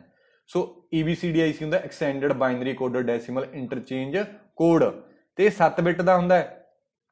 ABCDI 8 ਬਿਟ ਦਾ ਹੁੰਦਾ ਹੈ। ਸਟੈਂਡਰਡ ਇਹ 7 ਬਿਟ ਦਾ ਹੈ, ਬਟ ਇਹ ਐਕਸਟੈਂਡਡ ਵੀ ਹੈ 8 ਬਿਟ ਦਾ, ਜਿਹਦੇ ਵਿੱਚੋਂ ਹੀ ਆਪਾਂ ਨੂੰ ਕੁਐਸਚਨ ਪੁੱਛਿਆ ਗਿਆ, ਠੀਕ ਹੈ। ਸੋ ਇਹਦਾ ਆਨਸਰ ਫਿਰ 256। ਅਗਲਾ ਕੁਐਸਚਨ ਹੈ which memory used as a part of processor. Processor ਦਾ ਕਿਹੜਾ ਪਾਰਟ ਹੈ ਆਪਾਂ ਨੂੰ ਚੰਗੀ ਤਰ੍ਹਾਂ ਪਤਾ ਹੈ, ਰਜਿਸਟਰ। CPU ਦੇ ਕਿਹੜੇ ਕਿਹੜੇ ਪਾਰਟ ਹੁੰਦੇ ਨੇ? CPU ਨੂੰ ਪ੍ਰੋਸੈਸਰ ਬੋਲਦੇ ਆ ਨਾ, control unit, arithmetic logic unit, memory ਦੇ ਵਿੱਚ ਕੈਸ਼ੇ ਤੇ ਰਜਿਸਟਰ। ਤਾਂ ਜੇ ਆਪਾਂ ਨੂੰ ਰਜਿਸਟਰ ਦਿੱਤਾ ਹੋਇਆ ਤਾਂ ਆਨਸਰ ਫਿਰ ਇਹਦਾ C ਹੋ ਜਾਊਗਾ। ਕਲੀਅਰ ਹੋਈ ਗੱਲ। ਅਗਲਾ question which of the following encryption method ਔਰ ਐਲਗੋਰਿਥਮ ਇਹ ਯੂਜ਼ਡ ਇਨ ਸਕਾਈਪ ਕਮਿਊਨੀਕੇਸ਼ਨ। ਤਾਂ ਇਹ AES ਹੁੰਦਾ, ਆਨਸਰ ਪਹਿਲੇ ਡਿਸਪਲੇ ਹੋ ਰਿਹਾ AES, advance encryption standard. WhatsApp ਤੇ ਸਕਾਈਪ ਤੇ ਇਹ ਪੁੱਛਿਆ ਵੀ ਹੋਇਆ ਕੁਐਸਚਨ, ਠੀਕ ਹੈ। ਇਹ ਦੋਨਾਂ ਤੇ ਯਾਦ ਰੱਖ ਲਿਓ, AES 256 ਬਿਟ ਦਾ। ਕਲੀਅਰ ਹੋਈ ਗੱਲ। ਅਗਲਾ ਕੁਐਸਚਨ ਹੈ what is the full form of modem. Modem ਆਪਾਂ ਨੂੰ ਪਤਾ ਹੈ ਮੋਡੂਲੇਟਰ ਡੀਮੋਡੂਲੇਟਰ ਹੁੰਦਾ, ਜਾਂ ਮੋਡੂਲੇਸ਼ਨ ਡੀਮੋਡੂਲੇਸ਼ਨ। ਇਹਦਾ ਕੰਮ ਕੀ ਹੁੰਦਾ ਹੈ? ਡਿਜੀਟਲ ਡੇਟਾ ਨੂੰ ਸੈਂਡਰ ਸਾਈਡ ਤੇ ਐਨਾਲੌਗ ਦੇ ਵਿੱਚ, ਤੇ ਐਨਾਲੌਗ ਨੂੰ ਵਾਪਸ ਡਿਜੀਟਲ ਦੇ ਵਿੱਚ। ਅਗਲਾ ਕੁਐਸਚਨ ਹੈ in MS Word 2019 symbol can be accessed from which tab. Symbol ਆਪਾਂ ਨੂੰ ਪਤਾ ਹੈ ਇਹ ਵਾਲੇ ਸਿੰਬਲ ਨੇ ਕਿਹੜੀ ਟੈਬ ਦੇ ਵਿੱਚ ਪਏ ਹੁੰਦੇ ਨੇ? ਇਨਸਰਟ ਟੈਬ ਦੇ ਵਿੱਚ। ਇਹ ਵੀ ਯਾਦ ਰੱਖਣੀ ਹੈ ਗੱਲ, ਠੀਕ ਹੈ। ਅਗਲਾ ਫਿਰ ਕੁਐਸਚਨ ਵਧੀਆ ਆ ਗਿਆ, ਮੈਚ ਦੀ ਲਿਸਟ 1 ਲਿਸਟ 2। ਮੈਮਰੀ ਡਿਵਾਈਸ ਹੈ, ਮੈਮਰੀ ਟਾਈਪ ਹੈ, pen drive, hard disk, CD-ROM, RAM ਕਿਹੜੀ ਟਾਈਪ ਦੀਆਂ ਨੇ? ਸੋ ਇਹ ਹਾਇਰਾਰਕੀ ਤੋਂ ਪਤਾ ਲੱਗੂ, ਇਹ ਮੈਮਰੀ ਹਾਇਰਾਰਕੀ ਹੈ, ਮੈਂ ਕਰਾ ਚੁੱਕਿਆ, ਬਹੁਤ ਜ਼ਿਆਦਾ ਇੰਪੋਰਟੈਂਟ ਹੈ। ਪਹਿਲੇ ਪਾਰਟ 'ਚ ਸ਼ਾਇਦ ਮੈਂ ਕਰਾਈ ਹੈ। Register, cache, RAM, electronic or flash memory. ਇਹ ਇਲੈਕਟ੍ਰੋਨਿਕ ਤੇ ਫਲੈਸ਼ ਮੈਮਰੀ ਕਿਹੜੀ ਕਿਹੜੀ ਹੁੰਦੀ ਹੈ? SSD, memory card, pen drive ਤੇ SD card. Memory magnetic disk ਦੇ ਵਿੱਚ ਫਲੋਪੀ, ਜਿਪ ਡਿਸਕ ਤੇ ਹਾਰਡ ਡਿਸਕ। ਆਪਟੀਕਲ ਦੇ ਵਿੱਚ CD, DVD ਤੇ ਬਲੂ-ਰੇ। ਮੈਗਨੈਟਿਕ ਟੇਪ ਦੇ ਵਿੱਚ ਕੈਸਟ ਤੇ VCR, ਠੀਕ ਹੈ। RAM ਜਿਹੜੀ ਹੈ ਉਹ ਮੈਂ ਦੱਸ ਦਿੰਦਾ ਅੱਗੇ। ਤਾਂ ਪੈਨ ਡਰਾਈਵ ਫਲੈਸ਼ ਮੈਮਰੀ ਆਪਾਂ ਨੂੰ ਪਤਾ ਹੈ A ਦਾ ਹੈਗਾ ਦੂਸਰਾ। A ਦਾ ਦੂਸਰਾ ਕਿਹੜੇ ਕਿਹੜੇ ਦੇ ਵਿੱਚ ਹੈ? ਤਾਂ D ਉੱਡ ਗਿਆ ਤੇ B ਉੱਡ ਗਿਆ, ਠੀਕ ਹੈ। ਤੇ ਜੇ ਆਪਾਂ ਗੱਲ ਕਰੀਏ ਵੋਲਾਟਾਈਲ ਤੇ ਨਾਨ ਵੋਲਾਟਾਈਲ ਦੀ ਵੀ ਗੱਲ ਨਹੀਂ ਕੀਤੀ ਆਪਾਂ। ਰਜਿਸਟਰ, ਕੈਸ਼ੇ ਤੇ RAM ਨੇ ਜਿਹੜੀਆਂ ਵੋਲਾਟਾਈਲ ਮੈਮਰੀ ਨੇ। ਵੋਲਾਟਾਈਲ ਕੀ ਹੁੰਦੀਆਂ ਨੇ? ਜਦੋਂ ਵੀ ਪਾਵਰ ਆਪਾਂ ਬੰਦ ਕਰਦੇ ਹਾਂ ਉਹਦਾ ਸਾਰੀ ਮੈਮਰੀ ਇਰੇਜ ਹੋ ਜੇ, ਕੰਟੈਂਟ ਉੱਡ ਜਾਣ, ਤਾਂ ਉਹਨੂੰ ਅਸੀਂ RAM ਬੋਲਦੇ। ਇੱਕ ਨਾਲ ਲੱਗਦਾ ਹੋਰ ਕੁਐਸਚਨ ਦੱਸਾਂ, most of the time memory ਕਿਹੜੀ ਐਮਪਟੀ ਰਹਿੰਦੀ ਹੈ? ਜਦੋਂ ਕੰਪਿਊਟਰ ਬੰਦ ਹੁੰਦਾ ਤਾਂ ਉਹ RAM ਐਮਪਟੀ ਰਹਿੰਦੀ ਹੈ। ਆ ਤਾਂ CPU ਦਾ ਹੀ ਪਾਰਟ ਉਹਦੇ ਵਿੱਚ ਹੀ ਹੁੰਦੀਆਂ ਨੇ, ਹਨਾ। ਸੋ RAM ਹੈ ਮੋਸਟ ਆਫ ਦਾ ਟਾਈਮ ਖਾਲੀ ਰਹਿੰਦੀ ਹੈ। ਤੇ ਆਪਰੇਟਿੰਗ ਸਿਸਟਮ ਵੀ ਇੱਥੇ ਹੀ ਲੋਡ ਕਰਦੇ ਆਪਾਂ, ਆਪਰੇਟਿੰਗ ਸਿਸਟਮ ਲੋਡ ਕਰਦੇ ਹਾਂ। ਜੇ ਕੁਐਸਚਨ ਆਇਆ ਤਾਂ ਕੋਈ ਇੱਥੇ ਦੱਸੂਗਾ। ਤੇ ਬਾਕੀ ਵਾਰੀਆਂ ਸਾਰੀਆਂ ਜਿਹੜੀਆਂ ਨੇ ਨਾਨ ਵੋਲਾਟਾਈਲ ਨੇ। ਫਿਰ ਇਹੀ ਕੁਐਸਚਨ ਪੁੱਛਿਆ RAM ਆਪਣੇ ਕੋਲੇ ਵੋਲਾਟਾਈਲ ਹੈ ਕਿ ਨਾਨ ਵੋਲਾਟਾਈਲ? RAM ਵੋਲਾਟਾਈਲ। D ਦਾ ਫਿਰ ਹੈਗਾ ਚੌਥਾ, D ਦਾ ਚੌਥਾ, ਤਾਂ ਫਿਰ A ਆਨਸਰ ਹੈ, ਕਿਉਂਕਿ B ਨਹੀਂ ਹੈਗਾ, ਉਹ ਆਪਾਂ ਦੇਖ ਲਿਆ ਸੀ। ਤੇ ਫਿਰ ਹਾਰਡ ਡਿਸਕ ਦਾ ਆਪਾਂ ਨੂੰ ਪਤਾ ਮੈਗਨੈਟਿਕ ਮੈਮਰੀ ਹੁੰਦੀ ਹੈ ਇਹਦਾ ਦੂਸਰਾ। CD-ROM ਆਪਟੀਕਲ ਹੁੰਦੀ ਹੈ, ਤੇ ਇਹਦਾ ਆਪਾਂ ਲਗਾ ਦਾਂਗੇ ਪਹਿਲਾ। ਇਹ ਬਹੁਤ ਇੰਪੋਰਟੈਂਟ ਕੁਐਸਚਨ ਹੈ, ਠੀਕ ਹੈ, ਨੋਟ ਕਰ ਲਿਓ। ਹਾਇਰਾਰਕੀ ਜ਼ਰੂਰੀ ਹੈ, ਜੇ ਨਹੀਂ ਸਕਰੀਨਸ਼ਾਟ ਲਿਆ ਤਾਂ ਸਕਰੀਨਸ਼ਾਟ ਲੈ ਸਕਦੇ। ਆਨਸਰ ਸਹੀ ਆਇਆ ਸੀ ਨਾ? ਹਾਂ, ਇਹ ਠੀਕ ਹੈ। ਅਗਲਾ ਕੁਐਸਚਨ ਹੈਗਾ given below are 2 statement regarding data bus in computer system. ਕਹਿੰਦਾ ਡੇਟਾ ਬੱਸ ਦੇ ਰਿਗਾਰਡਿੰਗ 2 ਸਟੇਟਮੈਂਟ ਆ, ਦੱਸੋ ਕਿਹੜੀ ਠੀਕ ਹੈ ਕਿਹੜੀ ਗਲਤ ਆ। ਕਰੈਕਟ ਪੁੱਛਿਆ ਨਾ, ਇਹ ਆਪਾਂ ਲਾਉਣਾ ਨਹੀਂ ਭੁੱਲਣਾ। ਕਰੈਕਟ ਪੁੱਛਿਆ ਕਿ ਜੇ ਇਨਕਰੈਕਟ ਪੁੱਛ ਲੈਂਦਾ ਹੋਰ ਹਿਸਾਬ ਨਾਲ ਚੱਲਦਾ। Data bus sends data between processor, memory unit and IO devices. ਕਹਿੰਦਾ it is a unidirection. ਆਪਾਂ ਦੇਖ ਲੈਂਦੇ ਹਾਂ processor, keyboard, main memory, IO device ਸਾਰੇ ਲੱਗੇ ਹੁੰਦੇ ਨੇ। ਇਹਨਾਂ 'ਚ ਇੱਕ ਬੱਸਾਂ ਲੱਗੀਆਂ ਹੁੰਦੀਆਂ ਨੇ 3, ਐਡਰੈਸ ਬੱਸ, ਕੰਟਰੋਲ ਬੱਸ ਤੇ ਡੇਟਾ ਬੱਸ। ਜਿਹੜੀ ਐਡਰੈਸ ਬੱਸ ਹੈ ਯੂਨੀ ਡਾਇਰੈਕਸ਼ਨਲ ਆ, ਦੇਖ ਇੱਧਰ ਨੂੰ ਹੀ ਐਰੋ ਆ ਜਾਂ ਉੱਪਰ ਨੂੰ, ਪ੍ਰੋਸੈਸਰ ਤੋਂ ਆ ਕੇ ਡੇਟਾ ਬਾਕੀਆਂ ਦੇ ਕੋਲੇ ਜਾਂਦਾ ਐਡਰੈਸ ਲੈ ਕੇ, ਠੀਕ ਹੈ, ਯੂਨੀ ਡਾਇਰੈਕਸ਼ਨਲ ਆ। ਬਟ ਜਿਹੜਾ ਕੰਟਰੋਲ ਬੱਸ ਹੈ ਇਹਦੇ ਦੋਨੇ ਪਾਸੇ ਐਰੋ ਹੈ ਤਾਂ ਬਾਈ ਡਾਇਰੈਕਸ਼ਨਲ ਹੈ ਨਾ, ਡੇਟਾ ਬੱਸ ਵੀ ਬਾਈ ਡਾਇਰੈਕਸ਼ਨਲ ਹੈ। ਤੇ ਇਹ ਆਪਾਂ ਨੂੰ ਕੀ ਕਹਿ ਰਿਹਾ, ਪੁੱਛ ਕੀ ਰਿਹਾ, ਡੇਟਾ ਬੱਸ ਕੀ ਕਹਿੰਦਾ, ਇਹ ਯੂਨੀ ਡਾਇਰੈਕਸ਼ਨਲ ਨਹੀਂ, ਇਹ ਬਾਈ ਡਾਇਰੈਕਸ਼ਨਲ। ਇਹ ਗਲਤ ਹੈ, ਪਹਿਲਾਂ ਠੀਕ ਆ। ਤਾਂ ਫਿਰ ਆਪਾਂ ਕਹਿ ਸਕਦੇ ਹਾਂ statement 1 is true and statement 2 is false, ਠੀਕ ਹੈ। ਅਗਲਾ ਵੀ ਵਧੀਆ ਕੁਐਸਚਨ ਆ ਗਿਆ, ਕਹਿੰਦਾ ਸਿਕਿਉਰਿਟੀ ਥ੍ਰੈਟ ਕਿਹੜੇ ਕਿਹੜੇ ਹੋ ਸਕਦੇ, ਉਹਨਾਂ ਦਾ ਮੀਨਿੰਗ ਕੀ ਹੈ। ਹੈਕਿੰਗ, ਫਿਸ਼ਿੰਗ, ਸਪਾਈਵੇਅਰ ਤੇ ਸਪੈਮ। ਸਪੈਮ ਆਪਾਂ ਨੂੰ ਪਤਾ ਹੈ, ਸਪੈਮ ਮੇਲ ਆਉਂਦੀਆਂ ਨੇ ਆਪਾਂ ਨੂੰ, ਕਲੌਗਿੰਗ up user inbox, unwanted email. ਬਹੁਤ ਸਾਰੀਆਂ ਈਮੇਲਸ ਬੰਦੇ ਨੇ ਫਰॉड ਕਰਨ ਦੇ ਲਈ ਇੱਕ ਦੂਜੇ ਨੂੰ ਭੇਜ ਦੇਣੀਆਂ ਕਿ ਤੁਸੀਂ 5 ਲੱਖ ਜਿੱਤ ਚੁੱਕੇ ਹੋ, ਜਾਂ ਮੈਂ ਹੂੰ ਪ੍ਰਿਆ ਆਪਸੇ ਬਾਤ ਕਰਨਾ ਚਾਹਤੀ ਹੂੰ, ਹਨਾ। ਉਹ ਬੰਦੇ ਨੂੰ ਲੁਭਾਉਣ ਦੇ ਲਈ ਬਹੁਤ ਸਾਰੀਆਂ ਮੇਲ ਭੇਜੀਆਂ ਜਾਂਦੀਆਂ ਨੇ, ਉਹਨੂੰ ਸਪੈਮ ਮੇਲ ਬੋਲਦੇ ਆ। ਆਪਣੇ ਮੇਲ ਦੇ ਵਿੱਚ ਇੱਕ ਫੋਲਡਰ ਵੀ ਹੁੰਦਾ ਸਪੈਮ ਫੋਲਡਰ। ਤਾਂ ਫਿਰ ਜੀਮੇਲ, ਗੂਗਲ ਆਪਾਂ ਨੂੰ ਸਿਕਿਉਰਿਟੀ ਪ੍ਰੋਵਾਈਡ ਕਰਨ ਦੇ ਲਈ ਇੱਕ ਫੋਲਡਰ ਬਣਾਤਾ ਉਹਨੇ ਸਪੈਮ, ਉਹਦੇ 3 ਕੰਡੀਸ਼ਨਾਂ ਲਾਤੀਆਂ। ਜਿਹੜੀ ਉਹ ਮੇਲ ਉਹ ਕੰਡੀਸ਼ਨਾਂ ਨੂੰ ਮੈਟ ਕਰਦੀ ਹੈ, ਉਹਨਾਂ ਨੂੰ ਉੱਥੇ ਪਾਈ ਜਾਂਦਾ, ਪਹਿਲਾਂ ਹੀ ਚੱਕ ਕੇ ਬਾਹਰ ਭੇਜੀ ਜਾਂਦਾ। ਜਿਵੇਂ ਲੇਮੈਨ ਸਮਝ ਗਏ, ਆਪਾਂ ਸਿਕਿਉਰਿਟੀ ਗਾਰਡ ਖੜਾਤਾ ਬਾਹਰ ਗੇਟ ਤੇ ਵੀ ਯਾਰ ਆਈ ਕਾਰਡ ਚੈੱਕ ਕਰੀ ਜਾਈ, ਜਿਹੜੇ ਬੰਦੇ ਕੋਲ ਆਈ ਕਾਰਡ ਨਾ ਹੋਇਆ ਅੰਦਰ ਨਹੀਂ ਵੜਨ ਦੇਣਾ। ਸੋ ਸਪੈਮ ਫੋਲਡਰ ਇੱਕ ਅਲੱਗ ਚੀਜ਼ ਹੈ, ਸਪੈਮ ਮੇਲ ਇੱਕ ਅਲੱਗ ਚੀਜ਼ ਹੈ। ਸਪੈਮ ਮੇਲ ਮਲੀਸ਼ੀਅਸ ਮੇਲ ਹੈ, ਅਨਵਾਂਟਡ ਮੇਲ ਹੈ। ਸਪੈਮ ਫੋਲਡਰ ਹੈ ਜਿਹੜਾ ਉਹ ਬਚਾਉਂਦਾ ਹੈ ਸਪੈਮ ਈਮੇਲ ਤੋਂ। ਤਾਂ ਇਹ ਹੈਗਾ clog up user inbox, unwanted email. Clear? ਤਾਂ ਇਹ ਗੱਲ ਕਲੀਅਰ ਹੋ ਗਈ। ਤੇ ਦੂਸਰਾ ਹੈ ਸਪਾਈਵੇਅਰ। ਸਪਾਈਵੇਅਰ ਕੀ ਹੁੰਦਾ ਹੈ, ਚਲੋ ਮੈਂ ਪਹਿਲਾਂ ਦੱਸ ਹੀ ਦੇਣਾ ਨਾਲ ਨਾਲ ਚੀਜ਼ਾਂ। ਫਿਸ਼ਿੰਗ ਪਹਿਲਾਂ ਦੇਖਦੇ ਹਾਂ ਆਪਾਂ। ਫਿਸ਼ਿੰਗ ਕੀ ਹੁੰਦਾ, ਟਾਈਪਸ ਆਫ ਸਾਈਬਰ ਕ੍ਰਾਈਮ ਵਿੱਚ ਵਿਕਟਮਸ ਆਰ ਕੰਟਰੈਕਟਡ ਬਾਈ ਈਮੇਲ। ਸਾਨੂੰ ਬੰਦੇ ਮੇਲ ਕਰਦੇ ਨੇ, ਟੈਲੀਫੋਨ ਵੀ ਕਰਦੇ ਨੇ, ਮੈਸੇਜ ਕਰਦੇ ਨੇ, ਅਟੈਕਰ, ਹਨਾ। ਉਹ ਸਾਨੂੰ ਕਹਿ ਦਿੰਦੇ ਨੇ ਆਹ ਵੈਬਸਾਈਟ ਤੇ ਜਾ ਕੇ ਤੁਸੀਂ ਆਪਦਾ ਯੂਜ਼ਰ ਨੇਮ ਤੇ ਪਾਸਵਰਡ ਭਰੋ। ਫਿਸ਼ਿੰਗ ਜਿਵੇਂ ਫਿਸ਼ ਮੱਛੀਆਂ ਕੁੰਡੀ ਲਾ ਕੇ ਮੱਛੀਆਂ ਫੜਨੀਆਂ, ਉਵੇਂ ਹੀ ਇਹ ਕੁੰਡੀ ਲਾਉਂਦੇ ਨੇ ਕਿ ਤੁਸੀਂ ਜੀ 10 ਲੱਖ ਜਿੱਤ ਚੁੱਕੇ ਹੋ, ਤੁਸੀਂ ਇਹਦੇ ਤੇ ਜਾਓ, ਇਸ ਵਾਲੇ ਪੇਜ ਤੇ ਜਾ ਕੇ ਤੁਸੀਂ ਆਪਦੇ ਕ੍ਰੈਡੈਂਸ਼ੀਅਲ ਭਰੋ ਤੇ ਤੁਸੀਂ ਜਾ ਕੇ ਪੈਸੇ ਆਪਦੇ ਕਲੇਮ ਕਰ ਸਕਦੇ ਹੋ। ਉੱਥੋਂ ਕੀ ਹੈ, ਉਹ ਸਾਡੇ ਯੂਜ਼ਰ ਨੇਮ ਤੇ ਪਾਸਵਰਡ, ਕ੍ਰੈਡੈਂਸ਼ੀਅਲ ਵਗੈਰਾ ਚੋਰੀ ਕਰ ਸਕਦੇ ਨੇ, ਡੇਟ ਆਫ ਬਰਥ ਵਗੈਰਾ, ਫੋਨ ਨੰਬਰ ਵਗੈਰਾ, ਇਹ ਸਾਰੀਆਂ ਚੀਜ਼ਾਂ ਕੀ ਨੇ, ਉਹ ਚੋਰੀ ਕਰ ਸਕਦੇ ਨੇ। ਸਪਾਈਵੇਅਰ ਕੀ ਹੁੰਦਾ ਹੈ, malicious software design to enter your computer device, gather data about you and forward to a third party without your consent. ਇੱਕ ਐਵੇਂ ਦਾ ਸੌਫਟਵੇਅਰ ਜਿਹੜਾ ਆਪਣੇ ਕੰਪਿਊਟਰ 'ਚ ਪਾ ਦਿੱਤਾ ਜਾਂਦਾ, ਜਿਹੜਾ ਸਾਡੇ ਕੰਪਿਊਟਰ ਦੇ ਵਿੱਚੋਂ ਇਨਫੋਰਮੇਸ਼ਨ ਚੋਰੀ ਕਰਕੇ ਲੈ ਜਾਂਦਾ, ਉਹਨੂੰ ਸਪਾਈਵੇਅਰ ਬੋਲਦੇ ਆ। ਤੇ ਸਪੈਮ ਮੇਲ ਨੂੰ ਜੰਕ ਮੇਲ ਤੇ ਅਨਸੋਲੀਸਿਟਡ ਵੀ ਬੋਲਦੇ ਆ। ਸਪੈਮ ਮੇਲ ਜੇ 3 ਕੰਡੀਸ਼ਨਾਂ ਪੂਰੀਆਂ ਹੋ ਜਾਣ ਤਾਂ ਉਹ ਸਪੈਮ ਮੇਲ ਨੂੰ ਚੱਕ ਕੇ ਸਪੈਮ ਫੋਲਡਰ 'ਚ ਪਾ ਦਿੰਦਾ। ਜੀਮੇਲ ਅਨੋਨਿਮਿਟੀ ਮਤਲਬ ਕਿ ਐਡਰੈਸ ਹੈ ਸੈਂਡਰ ਦਾ ਜਿਹੜਾ ਉਹ ਕੰਸੀਲਡ ਹੋਵੇ, ਕਿਸੇ ਨੂੰ ਦਿਖੇ ਨਾ। ਮਾਸ ਮੇਲਿੰਗ, ਬਹੁਤ ਸਾਰੇ ਬੰਦਿਆਂ ਨੂੰ ਮੇਲ ਕੀਤੀ ਗਈ ਹੋਵੇ। ਅਨਸੋਲੀਸਿਟਡ ਦਾ ਮਤਲਬ ਕਿ ਰਿਸੀਵਰ ਨੇ ਮੇਲ ਰਿਕੁਐਸਟ ਨਾ ਕੀਤੀ ਹੋਵੇ। ਕਲੀਅਰ? ਤਾਂ ਫਿਰ ਆਪਾਂ ਕਿੱਥੇ ਜੇ ਗੱਲ ਕੀਤੀ ਸੀ, ਇਹ ਆਪਾਂ 2 ਚੀਜ਼ਾਂ ਲਾ ਚੁੱਕੇ ਸੀ। ਫਿਸ਼ਿੰਗ ਆਪਾਂ, ਹੈਕਿੰਗ ਆਪਾਂ ਨੂੰ ਪਤਾ ਨਾ, illegal use of personal data. Hacking ਦਾ ਤਾਂ ਹੈਕਰ ਕੀ ਕਰਦੇ ਨੇ, ਪਰਸਨਲ ਡੇਟਾ ਨੂੰ ਇਲੀਗਲ ਯੂਜ਼ ਕਰਦੇ ਨੇ। ਫਿਸ਼ਿੰਗ ਦੇ ਵਿੱਚ ਸਾਡਾ ਡੇਟਾ ਚੋਰੀ ਕਰਨਾ, ਆਇਡੈਂਟੀਟੀ ਫਰਾਡ ਵਗੈਰਾ ਕਰਨਾ, ਹਨਾ। ਤਾਂ ਏ ਦਾ ਫਿਰ ਸੀਗਾ ਚੌਥਾ, ਏ ਦਾ ਚੌਥਾ, ਆਹ ਤਾਂ ਕੱਟ ਗਏ। ਤੇ ਡੀ ਦਾ ਆਪਾਂ ਕਿਹੜਾ ਦੇਖਿਆ ਸੀ ਪਹਿਲਾ, ਡੀ ਦਾ ਪਹਿਲਾ, ਤਾਂ ਇਹਦਾ ਬੀ ਆਨਸਰ ਹੈ। ਕਲੀਅਰ ਹੋਈ ਗੱਲ? ਸੌਖਾ ਸੀ ਨਾ ਕੰਮ, ਬੀ ਆਨਸਰ ਹੈ। ਅਗਲਾ ਕੁਐਸਚਨ ਹੈ, ਵਾਟ ਇਜ਼ ਡਿਸਕ ਡੀਫਰੈਗਮੈਂਟਰ। ਦੇਖੋ ਇਹ ਫਰੈਗਮੈਂਟਡ ਡਿਸਕ ਹੈ, ਇੱਥੇ ਡੇਟਾ ਪਿਆ, ਨਹੀਂ ਸੌਰੀ ਇਹ ਡੇਟਾ ਫ੍ਰੀ ਹੋ ਗਿਆ, ਇੱਥੇ ਡੇਟਾ ਪਿਆ, ਇਹ ਵਾਲਾ ਫ੍ਰੀ ਹੋ ਗਿਆ, ਇਹ ਵਾਲਾ ਫ੍ਰੀ ਹੋ ਗਿਆ। ਆਪਾਂ ਨੂੰ ਪਤਾ ਨਾ ਇਹ ਡਿਸਕ ਹੈ, ਹਾਰਡ ਡਿਸਕ ਹੋ ਸਕਦੀ ਹੈ, CD DVD। ਇਹਦੇ ਵਿੱਚ ਆਹ ਵਾਲੇ ਟਰੈਕ ਬਣੇ ਹੋਏ ਨੇ ਸਾਰੇ, ਇੱਥੋਂ ਲੈ ਕੇ ਇੱਥੋਂ ਤੱਕ ਇਹ ਪਹਿਲਾ ਟਰੈਕ ਹੈ। ਇਹ ਟਰੈਕਸ ਫਰਦਰ ਕਾਹਦੇ 'ਚ ਡਿਵਾਈਡਡ ਹੈ, ਸੈਕਟਰਸ ਦੇ ਵਿੱਚ। ਹੁਣ ਕਿਸੇ ਸੈਕਟਰ ਦੇ ਵਿੱਚੋਂ ਡੇਟਾ ਡਿਲੀਟ ਹੋ ਗਿਆ, ਆਹ ਖਾਲੀ ਹੋ ਗਿਆ, ਆਹ ਖਾਲੀ ਹੋ ਗਿਆ, ਇਹ ਖਾਲੀ ਹੋ ਗਿਆ। ਇਹਨੂੰ ਹੁਣ ਵਰਤਣਾ ਤਾਂ ਆਪਾਂ ਨੂੰ ਇੱਕ ਥਾਂ ਤੇ ਲਿਜਾਣਾ ਪਊਗਾ ਨਾ, ਇਹਨੂੰ ਇੱਕ ਥਾਂ ਤੇ ਇਕੱਠਾ ਕਰਨ ਨੂੰ ਅਸੀਂ ਕੀ ਬੋਲ ਦਿੰਦੇ ਆ, ਡੀਫਰੈਗਮੈਂਟਡ ਡਿਸਕ। ਤਾਂ ਇਹ ਥਿਊਰੀ ਦਿੱਤੀ ਹੋਈ ਪੜ੍ਹ ਸਕਦੇ ਹੋ। Process of organizing the content of disk in a way that all portion of all file are stored in a contiguous manner। clear? ਤਾਂ ਹੁਣ ਕੀ ਕਹਿੰਦਾ ਵੀ ਇਹ ਕੀ ਹੈ, ਤਾਂ rearranging blocks of data to store file in contiguous sector। contiguous ਹੁੰਦਾ ਨਾਲ ਲੱਗਦੇ, ਇਕੱਠੇ ਥਾਂ ਤੇ ਆਪਾਂ ਸਟੋਰ ਕਰਨਾ, ਤਾਂ ਇਹਦਾ ਇਹ ਆਨਸਰ ਹੈ। ਠੀਕ ਹੈ। ਅਗਲਾ question, in MS PowerPoint 2019 which of the following pairs function tabs are correct। ਹੇਠ ਲਿਖਿਆਂ ਚੋਂ ਕਿਹੜੇ ਕਰੈਕਟ ਨੇ, ਮਾਸਟਰ ਰਿਵਿਊ ਤੇ ਜ਼ੂਮ। ਕਹਿੰਦਾ ਕੀ ਮਾਸਟਰ ਵਿਊ ਰਿਵਿਊ ਦੇ ਵਿੱਚ ਹੈ, ਜ਼ੂਮ ਵਿਊ ਦੇ ਵਿੱਚ ਹੈ। ਤਾਂ ਜ਼ੂਮ ਤਾਂ ਆ ਪਿਆ ਤਾਂ ਵਿਊ ਦੇ ਵਿੱਚ ਹੈ, ਠੀਕ ਆ। ਬਟ ਆਪਾਂ ਪ੍ਰੈਜੈਂਟੇਸ਼ਨ ਵਿਊ ਦੇ ਵਿੱਚ ਹੀ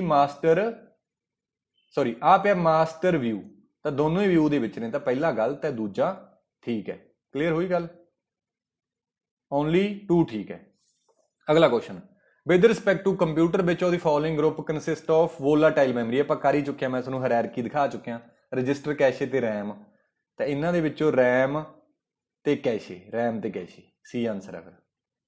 ਠੀਕ ਹੈ, ਡੀ ਕਿਉਂ ਨਹੀਂ ਹੈ? ਕਿਉਂਕਿ ROM is a non volatile, read only memory ਹੈ, ਨॉन ਵੋਲਾਟਾਈਲ ਹੈ। ਕਲੀਅਰ ਗੱਲ? ਬਹੁਤ ਸੋਹਣਾ ਕੁਐਸਚਨ ਹੈ ਅਗਲਾ, ਵਿਚ ਉਹਦੀ following is equal to 8 gigabytes. ਪਹਿਲਾਂ ਆਪਾਂ ਨੂੰ ਇਹ ਪਤਾ ਹੋਣਾ ਚਾਹੀਦਾ ਹੈ 1 KB ਇੱਕ ਕਿਹਦੇ ਬਰਾਬਰ ਹੁੰਦਾ? 1024 ਬਾਈਟਸ ਦੇ, ਜਾਂ ਇਹਨੂੰ ਲਿਖ ਸਕਦੇ ਹਾਂ 2 ਦੀ ਪਾਵਰ 10 ਬਾਈਟ। ਆਪਾਂ ਨੂੰ ਪਤਾ ਹੈ, ਆਪਾਂ ਕਰਕੇ ਗਏ ਹਾਂ 2 ਦੀ ਪਾਵਰ 8 ਬਰਾਬਰ ਹੁੰਦਾ 256, 2 ਦੀ ਪਾਵਰ 9 ਬਰਾਬਰ ਹੁੰਦਾ 512, ਤੇ 2 ਦੀ ਪਾਵਰ 10 ਬਰਾਬਰ ਹੁੰਦਾ 1024। 2 ਦੀ ਪਾਵਰ 10 ਦਾ ਮਤਲਬ ਹੈ 2 ਨੂੰ 10 ਵਾਰੀ ਗੁਣਾ। ਤਾਂ 1 KB 1 MB ਆਪਾਂ ਨੂੰ ਪਤਾ ਹੈ 1024 KB ਦੇ ਆਜੂ, ਫਿਰ ਇੱਥੇ KB ਦਾ ਮੁੱਲ ਭਰਾਂਗੇ 1024 ਗੁਣਾ 1024, ਤੇ ਅੱਗੇ ਬਣ ਜਾਊਗਾ 2 ਦੀ ਪਾਵਰ 10 ਗੁਣਾ 2 ਦੀ ਪਾਵਰ 10, ਤਾਂ ਟੋਟਲ ਕਿੰਨਾ ਬਣ ਜਾਊਗਾ? 2 ਦੀ ਪਾਵਰ 20 MB। ਤਾਂ ਸਿੱਧਾ ਲਿਖਦੇ ਹਾਂ ਹੁਣ ਮੈਂ ਸ਼ਾਰਟਕਟ, 1 GB ਬਰਾਬਰ 2 ਦੀ ਪਾਵਰ 30 MB ਨਹੀਂ ਆਊਗਾ ਮਿੱਤਰੋ, ਇੱਥੇ ਬਾਈਟ ਆਉਣਾ ਹੈ, ਗਲਤ ਲਿਖ ਗਿਆ ਸੀ। 2 ਦੀ ਪਾਵਰ 30 ਬਾਈਟ, 1 ਟੈਰਾਬਾਈਟ ਕਿਹਦੇ ਬਰਾਬਰ ਹੁੰਦਾ? 2 ਦੀ ਪਾਵਰ 40 ਬਾਈਟਸ ਦੇ। ਹੁਣ ਗੀਗਾਬਾਈਟ ਸੀ ਪੁੱਛਿਆ, ਟੈਰਾ ਤੇ ਜਾਣ ਦੀ ਲੋੜ ਨਹੀਂ। 8 ਗੁਣਾ ਗੀਗਾਬਾਈਟ, 1 ਗੀਗਾਬਾਈਟ ਕਿਹਦੇ ਬਰਾਬਰ ਹੁੰਦਾ? 2 ਦੀ ਪਾਵਰ 30 ਬਾਈਟਸ ਦੇ। ਤੇ 8 ਨੂੰ ਕੀ ਲਿਖ ਸਕਦੇ ਆਪਾਂ? 2 ਦੀ ਪਾਵਰ 2 ਕਿਹਦੇ ਬਰਾਬਰ ਹੁੰਦਾ? 4 ਦੇ। 2 ਦੀ ਪਾਵਰ 3 ਕਿਹਦੇ ਬਰਾਬਰ ਹੁੰਦਾ? 8 ਦੇ। ਤਾਂ 8 ਦੀ ਜਗ੍ਹਾ ਤੇ ਮੈਂ 2 ਦੀ ਪਾਵਰ 3 ਭਰ ਦਿਆਂ, 2 ਦੀ ਪਾਵਰ 3 ਗੁਣਾ 2 ਦੀ ਪਾਵਰ 30 ਕਰ ਦਈਏ, ਤੇ ਦੋਨਾਂ ਦੇ ਬੇਸ ਬਰਾਬਰ ਨੇ, ਤਾਂ ਘਾਤਾਂ ਕੀ ਮਿੱਤਰੋ ਕੀ ਹੋ ਜਾਂਦੀਆਂ ਨੇ? ਜੁੜ ਜਾਂਦੀਆਂ ਨੇ। ਤਾਂ ਇੰਨਾ ਆਨਸਰ ਬਣ ਗਿਆ। ਤਾਂ ਫਿਰ ਇਹ ਆਨਸਰ ਹੈ। ਬਹੁਤ ਘੈਂਟ ਕੁਐਸਚਨ ਹੈ, ਠੀਕ ਹੈ। ਐਂ ਫੱਟੇ ਚੱਕਣਾ, ਹੀ ਕੁੱਤੀਆਂ ਕਹਿੰਦਾ ਜਰਾਉਣੀਆਂ ਆਪਾਂ, ਤੁਸੀਂ ਉੱਥੇ ਪੇਪਰ 'ਚ ਪਤਾ ਲੱਗੇ ਵੀ ਕੰਪਿਊਟਰ ਦੇ ਕੁਐਸਚਨ ਮੁੰਡੇ ਕੱਢ ਰਹੇ ਨੇ, ਠੀਕ ਹੈ। ਚਲੋ ਕੁੜੀਆਂ ਵੀ ਦੇਖ ਰਹੀਆਂ ਹੋਣਗੀਆਂ, ਮੈਂ ਮੁੰਡਿਆਂ ਵਾਲੇ ਹੀ ਸ਼ਬਦ ਵਰਤਿਆ ਗਿਆ, ਪਤਾ ਲੱਗੇ ਵੀ ਸੋਲਵ ਹੋ ਰਿਹਾ, ਬਸ ਬਹਿੰਦੇ ਤੁਰੇ ਜਾਣ, ਠੀਕ ਹੈ। ਅਗਲਾ ਕੁਐਸਚਨ ਆ ਗਿਆ, ਵਿੱਚ ਉਹਦੀ ਫੋਲੋਇੰਗ ਕੀ combination is use to subscript the text in MS Word. Subscript ਦੇ ਲਈ ਆਪਾਂ ਨੂੰ ਪਤਾ ਸਬਸਕ੍ਰਿਪਟ ਤੇ ਸੁਪਰਸਕ੍ਰਿਪਟ ਕੀ ਹੁੰਦੀਆਂ ਨੇ। ਇਹ ਸਬਸਕ੍ਰਿਪਟ ਹੈ ਜਿਹੜੀ ਪੈਰ 'ਚ ਅੱਖਰ ਲਿਖਿਆ ਜਾਵੇ, ਇਹ ਜਿਹੜਾ ਉੱਪਰ ਲਿਖਦੇ ਆ, ਜਿਵੇਂ ਮੈਂ ਕੁਲਦੀਪ ਲਿਖਦੇ ਆ ਨਾ, ਮੇਰਾ ਨਾਮ ਹੈ ਕੁਲਦੀਪ ਸਿੰਘ ਤੇ ਮੈਂ ਇੱਥੇ ਸਿੰਘ ਪਾ ਦਿਆਂ, ਇਹ ਸਬਸਕ੍ਰਿਪਟ ਹੈ, ਤੇ ਸੁਪਰ ਇੱਥੇ ਸਿੱਧੂ ਪਾ ਦਿਆਂ, ਇਹ ਸੁਪਰਸਕ੍ਰਿਪਟ ਹੈ। ਤਾਂ ਕਿਹੜਾ ਸ਼ਾਰਟਕਟ ਵਰਤਿਆ ਜਾਂਦਾ? ਸਬਸਕ੍ਰਿਪਟ ਦੇ ਲਈ ਕੰਟਰੋਲ ਪਲੱਸ ਇਕੁਅਲ ਟੂ, ਤੇ ਸੁਪਰਸਕ੍ਰਿਪਟ ਦੇ ਲਈ ਕੰਟਰੋਲ ਸ਼ਿਫਟ ਪਲੱਸ ਪਲੱਸ ਹੁੰਦਾ ਇੱਥੇ, ਠੀਕ ਹੈ, ਕੰਟਰੋਲ ਸ਼ਿਫਟ ਪਲੱਸ ਪਲੱਸ। ਤਾਂ ਆਪਾਂ ਨੂੰ ਪੁੱਛ ਰਿਹਾ ਹੈਗਾ ਇਹ ਸਬਸਕ੍ਰਿਪਟ, ਤਾਂ ਫਿਰ control and control plus equal to ਹੋ ਜਾਊਗਾ। ਪਲੱਸ ਦਾ ਮਤਲਬ ਹੁੰਦਾ ਕਿ ਇਕੱਠੇ ਦੱਬਣੇ ਨੇ, ਠੀਕ ਹੈ। ਕੰਟਰੋਲ ਚਾਹੇ ਐਂਡ ਪਾ ਸਕਦੇ ਹੋ, control and equal to. Clear ਹੋਈ ਗੱਲ? ਅਗਲਾ ਕੁਐਸਚਨ ਹੈ, Internet Explorer and Mozilla Firefox. ਇਹ ਤਾਂ ਆਪਾਂ ਪੜ੍ਹ ਚੁੱਕੇ ਹਾਂ ਕਿ ਇਹ ਕੀ ਨੇ ਆਪਣੇ ਕੋਲੇ, ਕੰਪਾਈਲਰ ਨਹੀਂ ਹੈਗੇ, ਸਰਚ ਇੰਜਨ ਵੀ ਨਹੀਂ ਹੈਗੇ, ਇਹ ਵਰਲਡ ਵਾਈਡ ਵੈਬ ਦੇ ਬਰਾਊਜ਼ਰਸ ਨੇ। ਬੀ ਆਨਸਰ ਹੈ, ਠੀਕ ਹੈ, ਇਹ ਬਰਾਊਜ਼ਰ ਨੇ, ਮੈਂ ਦੱਸ ਚੁੱਕਿਆ ਆਲਰੇਡੀ। ਅਗਲਾ ਕੁਐਸਚਨ ਹੈ, which of the following is not operating system of smartphone. Window phone ਵੀ ਆਏ ਨੇ ਤੇ ਐਂਡਰੋਇਡ ਫੋਨ ਵੀ ਨੇ, iOS ਐਪਲ ਦਾ, ਸਫਾਰੀ ਇੱਕ ਕੀ ਹੈ? ਸਰਚ ਇੰਜਨ ਹੈ, ਠੀਕ ਹੈ। ਤਾਂ ਕਰਕੇ ਆਪਣੇ ਕੋਲੇ ਬੀ ਆਨਸਰ ਹੈ। ਐਂਡਰੋਇਡ ਗੂਗਲ ਦਾ, iOS ਐਪਲ ਦਾ, ਸਿੰਬੀਅਨ ਨੋਕੀਆ, ਬਾਬਾ ਸੈਮਸੰਗ ਦਾ, ਵਿੰਡੋ ਮੋਬਾਈਲ ਫੋਨ ਵੀ ਮਾਈਕਰੋਸਾਫਟ ਨੇ ਹੀ ਕੱਢੇ ਸੀ। ਦੀ number of bits in IPv6 addressing ਆਪਾਂ ਕਰ ਚੁੱਕੇ ਹਾਂ। IPv4 ਦੇ ਵਿੱਚ 32 ਬਿਟ ਜਾਂ 4 ਬਾਈਟ, IPv6 ਦੇ ਵਿੱਚ 128 ਬਿਟ ਜਾਂ 16 ਬਾਈਟਸ, ਠੀਕ ਹੈ, ਸੀ ਆਨਸਰ ਹੈ। ਅਗਲਾ, what is pixel density? Number of pixel ਪਹਿਲਾਂ ਸਮਝ ਲੈਂਦੇ ਹਾਂ। ਪਿਕਸਲ ਕੀ ਹੁੰਦੇ ਨੇ? ਇੱਕ ਆਪਾਂ ਨੂੰ ਕੁਐਸਚਨ ਵੀ ਆਇਆ ਹੋਇਆ ਸੀ, ਮੈਂ ਪੁਰਾਣੇ ਕੁਐਸਚਨਾਂ ਦੇ ਵਿੱਚ ਕਰਾਇਆ ਹੋਇਆ ਹੈ। ਕਿਸੇ ਕੰਪਿਊਟਰ ਦੀ, ਜਾਂ ਇਹਦੇ ਵਿੱਚ ਵੀ ਕਰਾਊਂਗਾ, ਕਿਸੇ ਕੰਪਿਊਟਰ ਦੀ ਜਾਂ ਫੋਟੋ ਦੀ ਰੈਜ਼ੋਲਿਊਸ਼ਨ ਨੂੰ ਮੈਜ਼ਰ ਕਰਨ ਦੇ ਲਈ ਪਿਕਸਲ ਅਸੀਂ ਵਰਤਦੇ ਹਾਂ। ਤਾਂ ਪਿਕਸਲ ਕੀ ਹੁੰਦਾ? 1 ਇੰਚ ਦੇ ਏਰੀਏ ਦੇ ਵਿੱਚ ਜਿੰਨੇ ਪਿਕਸਲ ਹੋਣਗੇ ਉਹਦੀ ਪਿਕਸਲ ਡੈਂਸਿਟੀ ਹੁੰਦੀ ਹੈ। ਇੱਥੇ 1 ਇੰਚ ਇੱਧਰ ਨੂੰ, 1 ਇੰਚ ਇੱਧਰ ਨੂੰ, 1 ਸਕੁਆਇਰ ਇੰਚ ਦੇ ਵਿੱਚ ਇੱਕੋ ਹੀ ਪਿਕਸਲ ਹੈ, ਤਾਂ 1 ਪਿਕਸਲ PPI ਹੈ, ਪਿਕਸਲ ਪਰ ਇੰਚ। ਇੱਥੇ ਆਪਾਂ 2 ਲਗਾਤੇ, ਠੀਕ ਹੈ, 4, ਵੈਸੇ ਇਹ 4 ਹੋਣਾ ਸੀ ਨਾ, ਹਾਂ 4 PPI 1 ਇੰਚ। ਜੇ ਆਪਾਂ ਇੱਧਰ ਨੂੰ ਕਰੀਏ ਪਰ ਇੰਚ ਸਕੁਆਇਰ, ਪਿਕਸਲ ਪਰ ਇੰਚ, ਹਾਂ 1 ਇੰਚ ਦੇ ਵਿੱਚ 2 ਨੇ, ਤੇ ਇੱਧਰ ਆਪਣੇ ਕੋਲੇ 4 ਨੇ, 4 ਇੰਚ ਹੈ ਨਾ। ਚਾਹੇ ਇੱਧਰ ਨੂੰ ਚੱਲ ਜਾਈਏ, ਇੱਧਰ ਵੀ 4 ਮਿਲਣਗੇ, ਇੱਧਰ ਵੀ 4, ਇੱਧਰ ਨੂੰ ਚੱਲ ਜਾਈਏ 4, 8, ਇੱਧਰ ਨੂੰ ਚੱਲ ਜਾਈਏ 8। ਤਾਂ ਇਹ ਹੁੰਦਾ ਪਿਕਸਲ ਡੈਂਸਿਟੀ, ਤਾਂ ਆਹ 10 ਹੈ ਪਿਕਸਲ ਡੈਂਸਿਟੀ, ਇਹ 20 ਹੈ। ਜਿੰਨੀ ਜ਼ਿਆਦਾ ਡੈਂਸਿਟੀ ਜ਼ਿਆਦਾ ਹੋਊਗੀ ਉਨੀ ਹੀ ਕੁਆਲਿਟੀ ਵਧੀਆ ਹੋਊਗੀ ਵੀਡੀਓ ਦੀ ਜਾਂ photo the. What is pixel density? Number of pixel ਪਰ ਕਾਲਮ ਐਂਡ ਪਰ ਰੋ on A monitor. Number of pixel ਪਰ ਸਕੁਆਇਰ ਸੈਂਟੀਮੀਟਰ। ਮੈਨੂੰ ਲੱਗਦਾ ਮੈਂ ਗਲਤ ਦੱਸ ਗਿਆ ਤੁਹਾਨੂੰ। ਇਹਦਾ ਆਨਸਰ ਹੁੰਦਾ ਨੰਬਰ ਆਫ ਪਿਕਸਲ ਪਰ ਸਕੁਆਇਰ ਸੈਂਟੀਮੀਟਰ ਹੀ ਆਨਸਰ ਹੈ। ਤਾਂ ਇੱਥੇ ਆਪਾਂ ਗੜਬੜ ਕਰਤੀ। ਤਾਂ ਪਰ ਸਕੁਆਇਰ ਦੇ ਵਿੱਚ ਇੱਧਰ ਨੂੰ ਜਾ ਕੇ ਫਿਰ ਇਹ 4 ਆ ਜਾਊਗਾ, ਕਿਉਂਕਿ ਸਕੁਆਇਰ ਹੈ ਨਾ, ਇੱਧਰ ਨੂੰ ਪਰ ਸਕੁਆਇਰ ਦੋਨੇ ਪਾਸੇ ਜਾਣਾ। ਤੇ ਇੱਥੇ ਜਾ ਕੇ ਫਿਰ ਆਪਣੇ ਕੋਲੇ 8 ਆ ਜਾਊਗਾ ਤੇ ਇੱਥੇ ਜਾ ਕੇ 16 ਆ ਜਾਊਗਾ। ਠੀਕ ਹੈ, 8 ਇੱਧਰ ਨੂੰ ਪਰ ਸਕੁਆਇਰ ਦੇ ਵਿੱਚ ਜੇ ਆਪਾਂ ਗੱਲ ਕਰਦੇ ਹਾਂ ਤਾਂ ਇਹ ਆਨਸਰ ਯਾਦ ਰੱਖਣਾ ਪਰ ਸਕੁਆਇਰ ਹੁੰਦਾ। ਬਸ ਉਧਰੋਂ ਜੇ ਐਕਸਪਲੇਨੇਸ਼ਨ ਮੇਰੀ ਕਿਉਂਕਿ ਡਾਇਗਰਾਮ ਹੀ ਗਲਤ ਹੋ ਗਈ ਆਪਣੀ, ਹੈ ਨਾ, ਜੇ ਉਹ ਗਲਤ ਵੀ ਹੋਗੀ ਤਾਂ ਬਸ ਇਹ ਇੰਨੀ ਗੱਲ ਯਾਦ ਰੱਖ ਲਿਓ, ਨੰਬਰ ਆਫ ਪਿਕਸਲ ਪਰ ਸਕੁਆਇਰ ਸੈਂਟੀਮੀਟਰ, ਇਹਨੂੰ ਬੋਲਦੇ ਆ ਪਿਕਸਲ ਡੈਂਸਿਟੀ। ਸਕਾਈ ਤਾਂ ਆਪਾਂ ਪੜ੍ਹ ਕੇ ਗਏ ਆ, ਇਹਦਾ ਕੀ ਪੁੱਛੇਗਾ ਕਹਿੰਦਾ ਸਾਡੇ ਤੋਂ। American standard code for information interchange C answer ਹੈ ਕਿ ਡੀ ਬਣਾ ਤਾਂ ਗਲਤ ਹੋ ਗਿਆ। ਅਮਰੀਕਨ ਸਟੈਂਡਰਡ ਕੰਟਰੋਲ, ਦੇਖੋ ਦੇਖੋ ਦੇਖੋ, ਕੰਟਰੋਲ ਨਹੀਂ ਹੈਗਾ, American standard code for information interchange. ਦੇਖੋ ਮੈਂ ਵੀ ਤੁਹਾਡੇ ਸਾਹਮਣੇ ਸਿਲੀ ਮਿਸਟੇਕ ਕੀਤੀ ਹੈ ਨਾ, ਇੱਥੇ ਤਾਂ ਮੇਰੇ ਸਾਹਮਣੇ ਆਨਸਰ ਆ ਗਿਆ ਤਾਂ ਮੈਂ ਐਵੇਂ ਚੱਲ ਪਿਆ, ਨਹੀਂ ਮੈਂ ਆਪਾਂ ਚਲੇ ਜਾਣਾ ਸੀ ਅੱਗੇ। ਤਾਂ ਤੁਸੀਂ ਸਿਲੀ ਮਿਸਟੇਕਸ ਦਾ ਖਾਸ ਖਿਆਲ ਰੱਖਣਾ। ਤੁਹਾਡੇ ਸਾਹਮਣੇ ਲਾਈਵ ਐਗਜ਼ਾਮਪਲ ਹੋਗੀ, ਕਿਉਂਕਿ ਮੈਨੂੰ ਉਹ ਤਾਂ ਪਤਾ ਹੈ, ਮੈਨੂੰ ਲੱਗਿਆ ਸੌਖਾ ਮੈਂ ਕਿਹਾ ਵੀ ਇਹ ਵੀ ਇਹਦੇ ਚੋਂ ਕੀ ਕੁਐਸਚਨ ਪੁੱਛੇਗਾ। ਤਾਂ ਇੱਥੇ ਗਲਤੀ ਹੋਣ ਦੇ ਚਾਂਸ ਜ਼ਿਆਦਾ ਨੇ। ਅਮਰੀਕਨ ਮਿਲ ਗਿਆ, ਸਟੈਂਡਰਡ ਮਿਲ ਗਿਆ। ਕੰਟਰੋਲ, ਸਾਡਾ ਦਿਮਾਗ ਐਵੇਂ ਦਾ ਕਿ ਕੰਟਰੋਲ ਤੇ ਕੋਡ 'ਚ ਫਰਕ ਨਹੀਂ ਕਰਦਾ, ਇਨਫੋਰਮੇਸ਼ਨ ਇੰਟਰਚੇਂਜ ਉਹੀ ਹੈ, ਤਾਂ ਅਸੀਂ ਨਾਲ ਦੀ ਨਾਲ ਸੀ ਲਾਤਾ। ਤੁਸੀਂ ਧਿਆਨ ਨਾਲ ਪੜ੍ਹਨਾ ਹੈ, ਗਲਤੀ ਨਹੀਂ ਕਰਨੀ। ਤਾਂ ਇਹ ਆਨਸਰ ਨਹੀਂ ਹੈ, ਫਿਰ ਡੀ ਆਨਸਰ ਹੈ। ਠੀਕ ਹੈ, ਅਗਲਾ ਹੈ The computer does not boot in the absence of which of the following software। ਕਹਿੰਦਾ ਕਿਹੜੇ ਸੌਫਟਵੇਅਰ ਤੋਂ ਬਿਨਾ ਕੰਪਿਊਟਰ ਨਹੀਂ ਚੱਲ ਸਕਦਾ। ਆਪਾਂ ਨੂੰ ਪਤਾ ਹੈ ਆਪਰੇਟਿੰਗ ਸਿਸਟਮ ਤੋਂ ਬਿਨਾ ਕੰਪਿਊਟਰ ਨਹੀਂ ਚੱਲ ਸਕਦਾ। ਆਪਰੇਟਿੰਗ ਸਿਸਟਮ ਕਿਹੜੇ ਕਿਹੜੇ ਹੁੰਦੇ ਨੇ, ਕਿਹੜੀ ਲੈਂਗੁਏਜ 'ਚ ਲਿਖੇ ਨੇ, ਇਹਦਾ ਤੁਸੀਂ ਸਕਰੀਨਸ਼ਾਟ ਲੈ ਸਕਦੇ ਹੋ। ਡਿਟੇਲ 'ਚ ਮੈਂ ਆਲਰੇਡੀ ਪਹਿਲਾਂ ਵਾਲੀਆਂ ਵੀਡੀਓ ਦੇ ਵਿੱਚ ਡਿਸਕਸ ਕੀਤਾ ਹੋਇਆ। ਇਹ ਆਪਰੇਟਿੰਗ ਸਿਸਟਮ ਮੋਬਾਈਲ ਦੇ ਨੇ, ਇਹ ਵੀ ਤੁਸੀਂ ਦੇਖ ਸਕਦੇ ਹੋ। ਠੀਕ ਹੈ, ਅੱਗੇ ਵਿਚ of the following is not N operating system. ਕਿਹੜਾ ਆਪਰੇਟਿੰਗ ਸਿਸਟਮ ਨਹੀਂ ਹੈ? ਡੋਸ ਵੀ ਆਪਰੇਟਿੰਗ ਸਿਸਟਮ ਹੈ, ਪਿਛਲੇ 'ਚ ਹੀ ਪਤਾ ਲੱਗ ਜਾਊਗਾ, ਹੈ ਨਾ। ਡਿਸਕ ਆਪਰੇਟਿੰਗ ਸਿਸਟਮ, iOS ਵੀ, ਲਾਈਨਕਸ ਵੀ। ਸਪੋਟੀਫਾਈ ਨਹੀਂ ਹੈਗਾ। ਸਪੋਟੀਫਾਈ ਤਾਂ ਇੱਕ ਆਡੀਓ ਦਾ ਪਲੇਟਫਾਰਮ ਹੈ, ਗਾਣੇ ਗੁਣੇ ਸੁਣਦੇ ਹਾਂ ਜਿੱਥੇ ਆਪਾਂ, ਹੈ ਨਾ। ਸੋ ਬੀ ਆਨਸਰ ਹੈ। ਅਗਲਾ, when you delete a file in your computer where does it go. ਜਦੋਂ ਕਹਿੰਦਾ ਕੰਪਿਊਟਰ 'ਚੋਂ ਫਾਈਲ ਆਪਾਂ ਡਿਲੀਟ ਕਰ ਦਿੰਦੇ ਹਾਂ, ਕਿੱਥੇ ਜਾਂਦੀ ਹੈ? ਤਾਂ ਰੀਸਾਈਕਲ ਬਿਨ ਦੇ ਵਿੱਚ। ਰੀਸਾਈਕਲ ਬਿਨ ਨੂੰ ਲਾਈਨਕਸ ਦੇ ਵਿੱਚ ਟਰੈਸ਼ ਵੀ ਬੋਲਿਆ ਜਾਂਦਾ। ਲਾਈਨਕਸ ਦੇ ਵਿੱਚ ਟਰੈਸ਼ ਬੋਲਿਆ ਜਾਂਦਾ। ਤੇ ਇਹਦੇ ਨਾਲ ਲੱਗਦਾ ਇੱਕ ਹੋਰ ਕੁਐਸਚਨ, ਜਦੋਂ ਈਮੇਲ ਦੇ ਵਿੱਚ ਆਪਾਂ ਈਮੇਲ ਨੂੰ ਡਿਲੀਟ ਕਰ ਦਿੰਦੇ ਆ, ਡਿਲੀਟ ਦੀ ਈਮੇਲ, ਦੈਨ ਉਹ ਕਿੱਥੇ ਜਾਂਦੀ ਹੈ? ਤਾਂ ਉਹ ਜਾਂਦੀ ਹੈ ਸਾਡੇ ਕੋਲੇ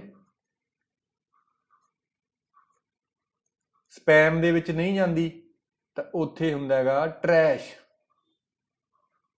ਟਰੈਸ਼ ਨਾਮ ਦਾ ਫੋਲਡਰ ਹੁੰਦਾ ਈਮੇਲ ਦੇ ਵਿੱਚ, ਉਹ ਚਲੀ ਜਾਂਦੀ ਹੈ ਉੱਥੇ। ਕਿਸੇ ਦੇ ਵਿੱਚ ਟਰੈਸ਼ ਹੁੰਦਾ, ਕਿਸੇ ਦੇ ਵਿੱਚ ਮੈਨੂੰ ਹੁਣ ਨਾਮ ਨਹੀਂ ਯਾਦ ਆ ਰਿਹਾ, ਕੋਈ ਹੋਰ ਨਾਮ ਦਾ ਫੋਲਡਰ ਨੇ, ਉੱਥੇ ਚਲੀ ਜਾਂਦੀ ਹੈ। ਠੀਕ ਹੈ, ਸੋ ਤੁਸੀਂ ਕਮੈਂਟ ਕਰਕੇ ਦੱਸਿਓ ਵੀ ਹੋਰ ਕੀ ਨਾਮ ਬੋਲਦੇ ਹਾਂ ਆਪਾਂ। ਕਿਸੇ ਈਮੇਲ ਦੇ ਕਿਸੇ ਵਰਜਨ 'ਚ ਕੁਛ ਬੋਲਦੇ ਹਾਂ, ਕਿਸੇ ਦੇ ਵਿੱਚ ਆਪਾਂ ਉਹਨਾਂ ਨੂੰ ਕੁਛ ਬੋਲਦੇ ਹਾਂ। ਕਲੀਅਰ ਹੋਈ ਗੱਲ?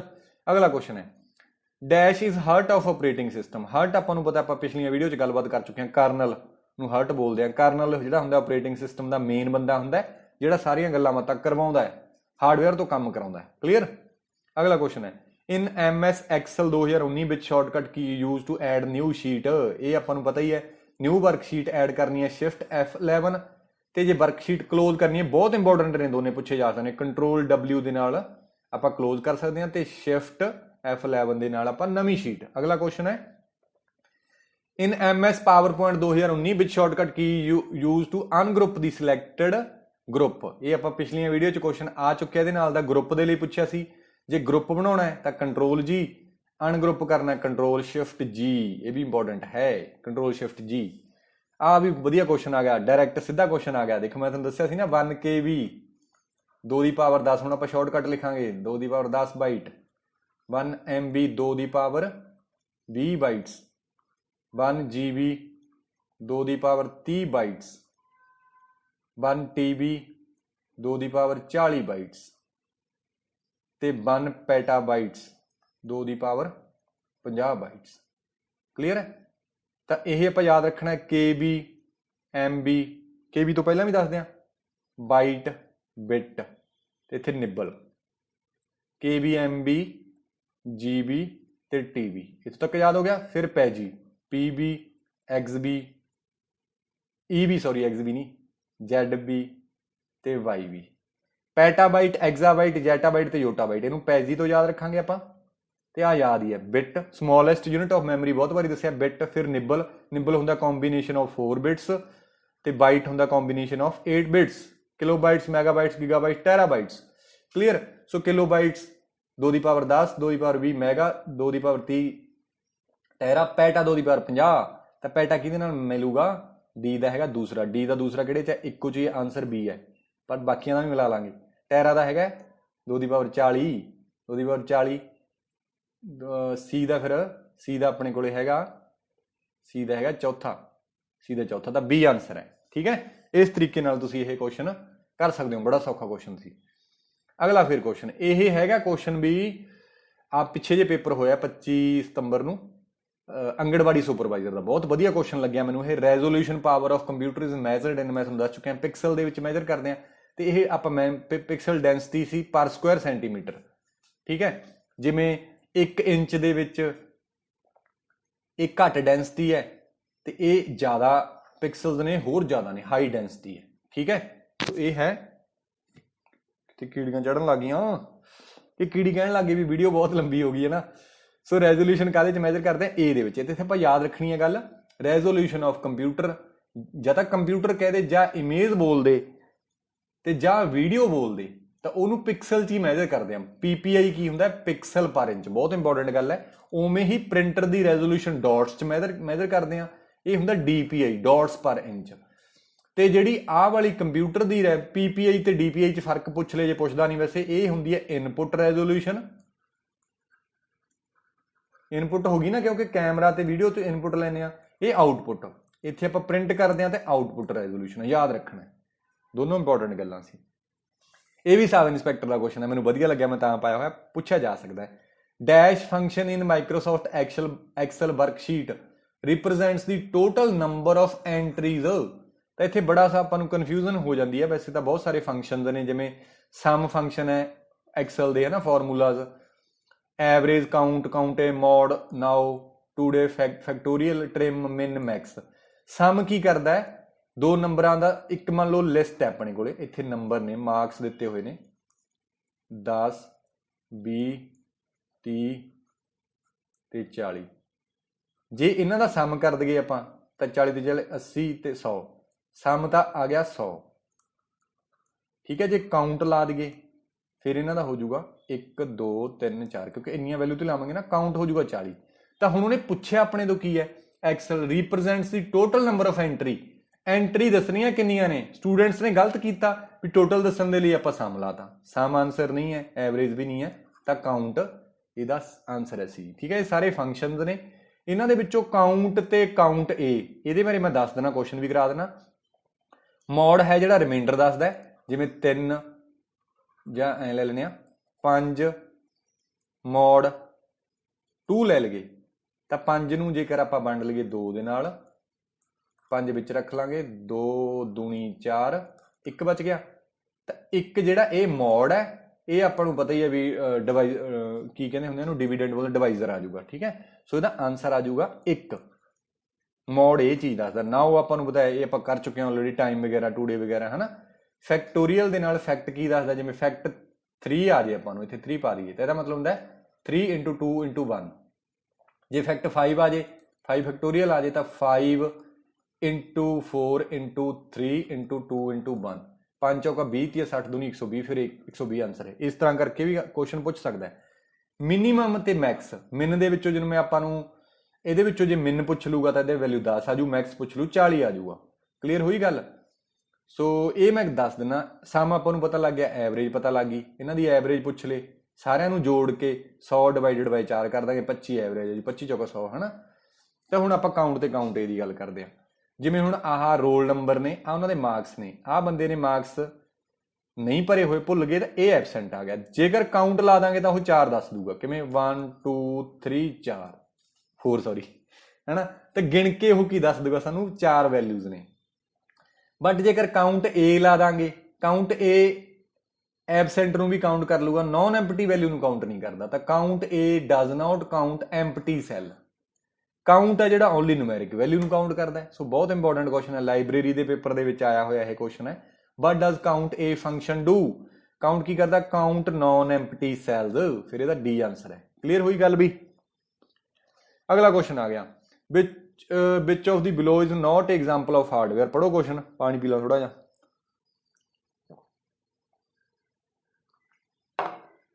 ਕਿਹੜਾ ਹਾਰਡਵੇਅਰ ਨਹੀਂ ਹੈ? ਕਹਿੰਦਾ ਹਾਰਡ ਡਿਸਕ ਹਾਰਡਵੇਅਰ ਹੈ, ਮੋਨੀਟਰ ਵੀ ਹਾਰਡਵੇਅਰ ਹੈ, ਕੀਬੋਰਡ ਵੀ। MS ਐਕਸਲ, ਮਾਈਕਰੋਸਾਫਟ ਐਕਸਲ ਹੈ ਜਿਹੜਾ ਇੱਕ ਸੌਫਟਵੇਅਰ ਹੈ। ਅਗਲਾ, system boot program is stored in. System boot program ਕਿੱਥੇ ਸਟੋਰ ਹੁੰਦਾ? ਰੋਮ ਦੇ ਵਿੱਚ ਸਟੋਰ ਹੁੰਦਾ। ਦੱਸ ਦਿੰਦਾ ਮੈਂ, ਇਹ ਰੋਮ ਹੁੰਦੀ ਹੈ ਰੀਡ ਓਨਲੀ ਮੈਮਰੀ, ਤੇ ਇਹ ਨॉन ਵੋਲਾਟਾਈਲ ਹੈ। ਇਹ ਸ਼ਾਇਦ ਮੈਂ ਕਰਾ ਵੀ ਚੁੱਕਿਆ ਪਹਿਲਾਂ ਗੱਲ, ਬਹੁਤ ਇੰਪੋਰਟੈਂਟ ਹੈ ਕੁਐਸਚਨ। ਇਹਦੇ ਚੋਂ ਬਣਨਗੇ 2-3 ਕੁਐਸਚਨ ਬਣ ਸਕਦੇ ਨੇ। ਤੇ ਫਿਰ ਵੋਲਾਟਾਈਲ ਮੈਮਰੀ ਇਹ ਰੈਮ ਹੈ। ਰੋਮ ਇਹਦੇ ਨॉन ਵੋਲਾਟਾਈਲ, ਯਾਨੀ ਕਿ ਕੁਝ ਵੀ ਇਹਦੇ ਚੋਂ ਉੱਡਦਾ ਨਹੀਂ, ਇਹਨੂੰ ਪਾਵਰ ਬੰਦ ਕਰ ਦਈਏ, ਰੈਮ ਦੇ ਵਿੱਚੋਂ ਉੱਡ ਜਾਂਦਾ। ਤਾਂ ਹਾਰਡ ਡਿਸਕ ਦੇ ਵਿੱਚ, ਡਿਸਕ ਸਟੋਰੇਜ ਦੇ ਵਿੱਚ ਆਪਰੇਟਿੰਗ ਸਿਸਟਮ ਪਿਆ ਹੁੰਦਾ। ਆਪਰੇਟਿੰਗ ਸਿਸਟਮ ਤੋਂ ਬਿਨਾਂ ਆਪਾਂ ਨੂੰ ਪਤਾ ਕੰਪਿਊਟਰ ਚੱਲਦਾ ਨਹੀਂ, ਕੁਐਸਚਨ ਪੜ੍ਹ ਚੁੱਕੇ ਆ। ਤਾਂ ਆਪਰੇਟਿੰਗ ਸਿਸਟਮ ਜਿਵੇਂ ਰੈਮ ਵੋਲਾਟਾਈਲ ਹੈ, ਜਦੋਂ ਕੰਪਿਊਟਰ ਬੰਦ ਕਰਤਾ ਉੱਡ ਜੂਗਾ। ਤਾਂ ਜਿੰਨੇ ਵਾਰੀ ਅਸੀਂ ਕੰਪਿਊਟਰ ਚਲਾਉਣੇ ਆ, ਹਰ ਵਾਰੀ ਆਪਰੇਟਿੰਗ ਸਿਸਟਮ ਨੂੰ ਲੋਡ ਕਰਨਾ ਪੈਂਦਾ ਰੈਮ ਦੇ ਵਿੱਚ। ਤਾਂ ਉਹਨੂੰ ਲੋਡ ਕੌਣ ਕਰਦਾ? Boot loader. ਤਾਂ ਬੂਟ ਲੋਡਰ ਦੇ ਕੁਐਸਚਨ ਪੁੱਛ ਸਕਦਾ, what is boot loader? Boot loader is a program that is used to load the operating system from secondary storage ਜਾਂ hard disk to primary storage ਜਾਂ RAM। Primary storage ਦੋ ਹੁੰਦੀਆਂ ਨੇ, RAM ਤੇ ਰੋਮ, but ਇੱਥੇ RAM ਨੂੰ primary storage ਜਾਂ physical memory ਵੀ ਬੋਲ ਸਕਦੇ ਆ ਇਹਨੂੰ, ਫਿਜ਼ੀਕਲ ਮੈਮਰੀ। ਇਹ ਵਰਕਿੰਗ ਏਰੀਆ ਆਫ ਕੰਪਿਊਟਰ ਵੀ ਹੁੰਦਾ ਹੈ, working area of computer RAM ਨੂੰ ਬੋਲਦੇ ਆ, ਠੀਕ ਹੈ। ਸੋ ਇਹ ਲੋਡ ਕਰਾਉਂਦਾ ਹੈ। ਤੇ ਇਹ ਬੂਟ ਲੋਡਰ ਸਟੋਰ ਕਿੱਥੇ ਹੁੰਦਾ ਹੈ? ਰੋਮ ਦੇ ਵਿੱਚ ਸਟੋਰ ਹੁੰਦਾ। ਆ ਦੇਖੋ, ਲੋਡ ਕਰਾਤਾ, ਤੇ ਇਸ ਵਾਰੀ ਪ੍ਰੋਸੈਸ ਨੂੰ ਆਪਾਂ ਬੂਟ ਸਟ੍ਰੈਪ ਬੋਲ ਦਿੰਦੇ ਆ ਜਾਂ ਬੂਟਿੰਗ ਬੋਲ ਦਿੰਦੇ ਆ, ਠੀਕ ਹੈ। ਤਾਂ ਸਾਰਿਆਂ ਤੋਂ ਪਹਿਲਾਂ ਕੀ ਹੁੰਦਾ ਜਦੋਂ ਅਸੀਂ ਪਾਵਰ ਬਟਨ ਪ੍ਰੈਸ ਕਰਦੇ ਆ? ਬਾਇਓਸ ਹੁੰਦਾ, ਬੇਸਿਕ ਇਨਪੁਟ ਆਊਟਪੁੱਟ ਸਿਸਟਮ, ਇੱਕ ਸੈੱਲ ਜਿਹਾ ਹੁੰਦਾ। ਇਹ ਪੋਸਟ ਨਾਮ ਦਾ ਆਪਰੇਸ਼ਨ ਪਰਫਾਰਮ ਕਰਦਾ, ਪਾਵਰ ਔਨ ਸੈਲਫ ਟੈਸਟ, ਠੀਕ ਹੈ। ਤਾਂ ਇਹ ਆਪਰੇਸ਼ਨ ਪਰਫਾਰਮ ਹੁੰਦਾ, ਚੈੱਕ ਕਰਦਾ ਆਪਦੇ ਨਾਲ ਲੱਗੇ ਹੋਏ ਕੰਪੋਨੈਂਟ ਕੀ ਵਰਕਿੰਗ ਕੰਡੀਸ਼ਨ 'ਚ ਹੈਗੇ ਕਿ ਨਹੀਂ ਹੈਗੇ। ਫਿਰ ਡਿਸਕ 'ਚੋਂ ਲੋਡ ਕਰਾਉਂਦਾ ਬੂਟ ਲੋਡਰ। ਤਾਂ ਇਹ ਬੂਟ ਲੋਡਰ ਕਿੱਥੇ ਸਟੋਰ ਹੁੰਦਾ? ਰੋਮ ਦੇ ਵਿੱਚ ਸਟੋਰ ਹੁੰਦਾ। ਕਲੀਅਰ? ਸਕਰੀਨਸ਼ਾਟ ਲੈ ਸਕਦੇ ਹੋ, ਨਹੀਂ ਯਾਦ ਹੋ ਗਿਆ ਤਾਂ ਲੋਡ ਨਹੀਂ।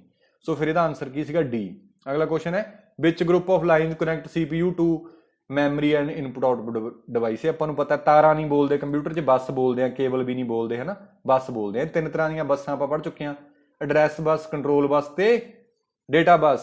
ਕੱਲੀ ਐਡਰੈਸ ਬੱਸ ਹੈ ਜਿਹੜੀ ਯੂਨੀਡਾਇਰੈਕਸ਼ਨਲ ਹੈ, ਬਾਕੀ ਸੀ ਤੇ ਡੀ ਨੇ ਜਿਹੜੀਆਂ ਬਾਈ ਡਾਇਰੈਕਸ਼ਨਲ ਨੇ। ਐ ਯਾਦ ਰੱਖ ਲਿਓ ਨਾ, ਐਡਰੈਸ, ਕੰਟਰੋਲ ਤੇ ਡੇਟਾ। ਸੀ ਦੇ ਇੱਧਰ ਵੀ ਜਾ ਸਕਦੇ, ਇੱਧਰ ਵੀ ਅੱਖਰ ਹੈਗਾ, ਇੱਧਰ ਵੀ ਅੱਖਰ ਹੈਗਾ, ਬਾਈ ਡਾਇਰੈਕਸ਼ਨਲ।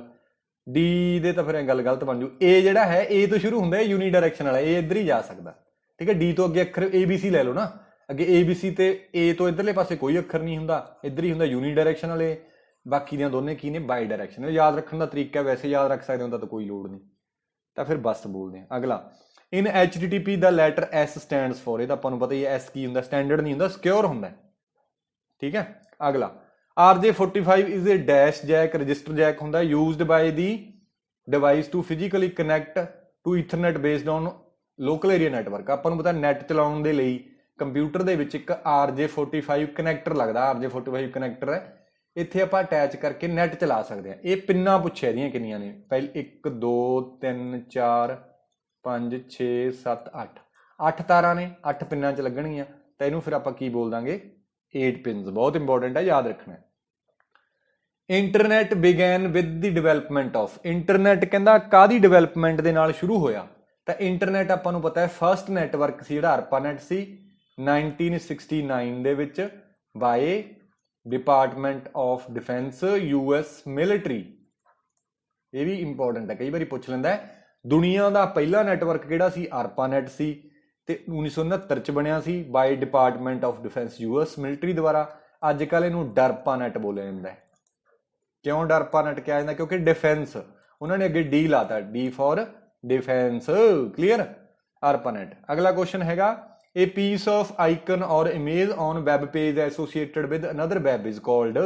ਆ ਦੇਖੋ, ਆਪਾਂ ਅੱਖਰ ਜੇ ਨਹੀਂ ਬਣੇ ਹੁੰਦੇ ਬਲੂ ਜੇ, ਤਾਂ ਇਹ ਕੀ ਹੈ? piece of icon or images or text ਵੀ ਹੋ ਸਕਦਾ ਹੈ। ਜਦੋਂ ਇਹਦੇ ਤੇ ਕਲਿੱਕ ਕਰਦੇ ਹਾਂ ਅਸੀਂ ਹੋਰ ਪੇਜ ਤੇ ਨਹੀਂ ਲੈ ਜਾਂਦਾ ਆਪਾਂ ਨੂੰ। ਇੱਥੇ ਆਪਾਂ ਕਲਿੱਕ ਕਰਦੇ ਹਾਂ, ਹੱਥ ਜਿਹਾ ਬਣ ਜਾਂਦਾ। ਇੱਥੇ ਹੱਥ ਜਿਹਾ ਨਹੀਂ ਬਣੂਗਾ, ਜਿੱਥੇ ਨੀਲਾ ਜਿਹਾ ਲਾਈਨ ਜੀ ਹੈ।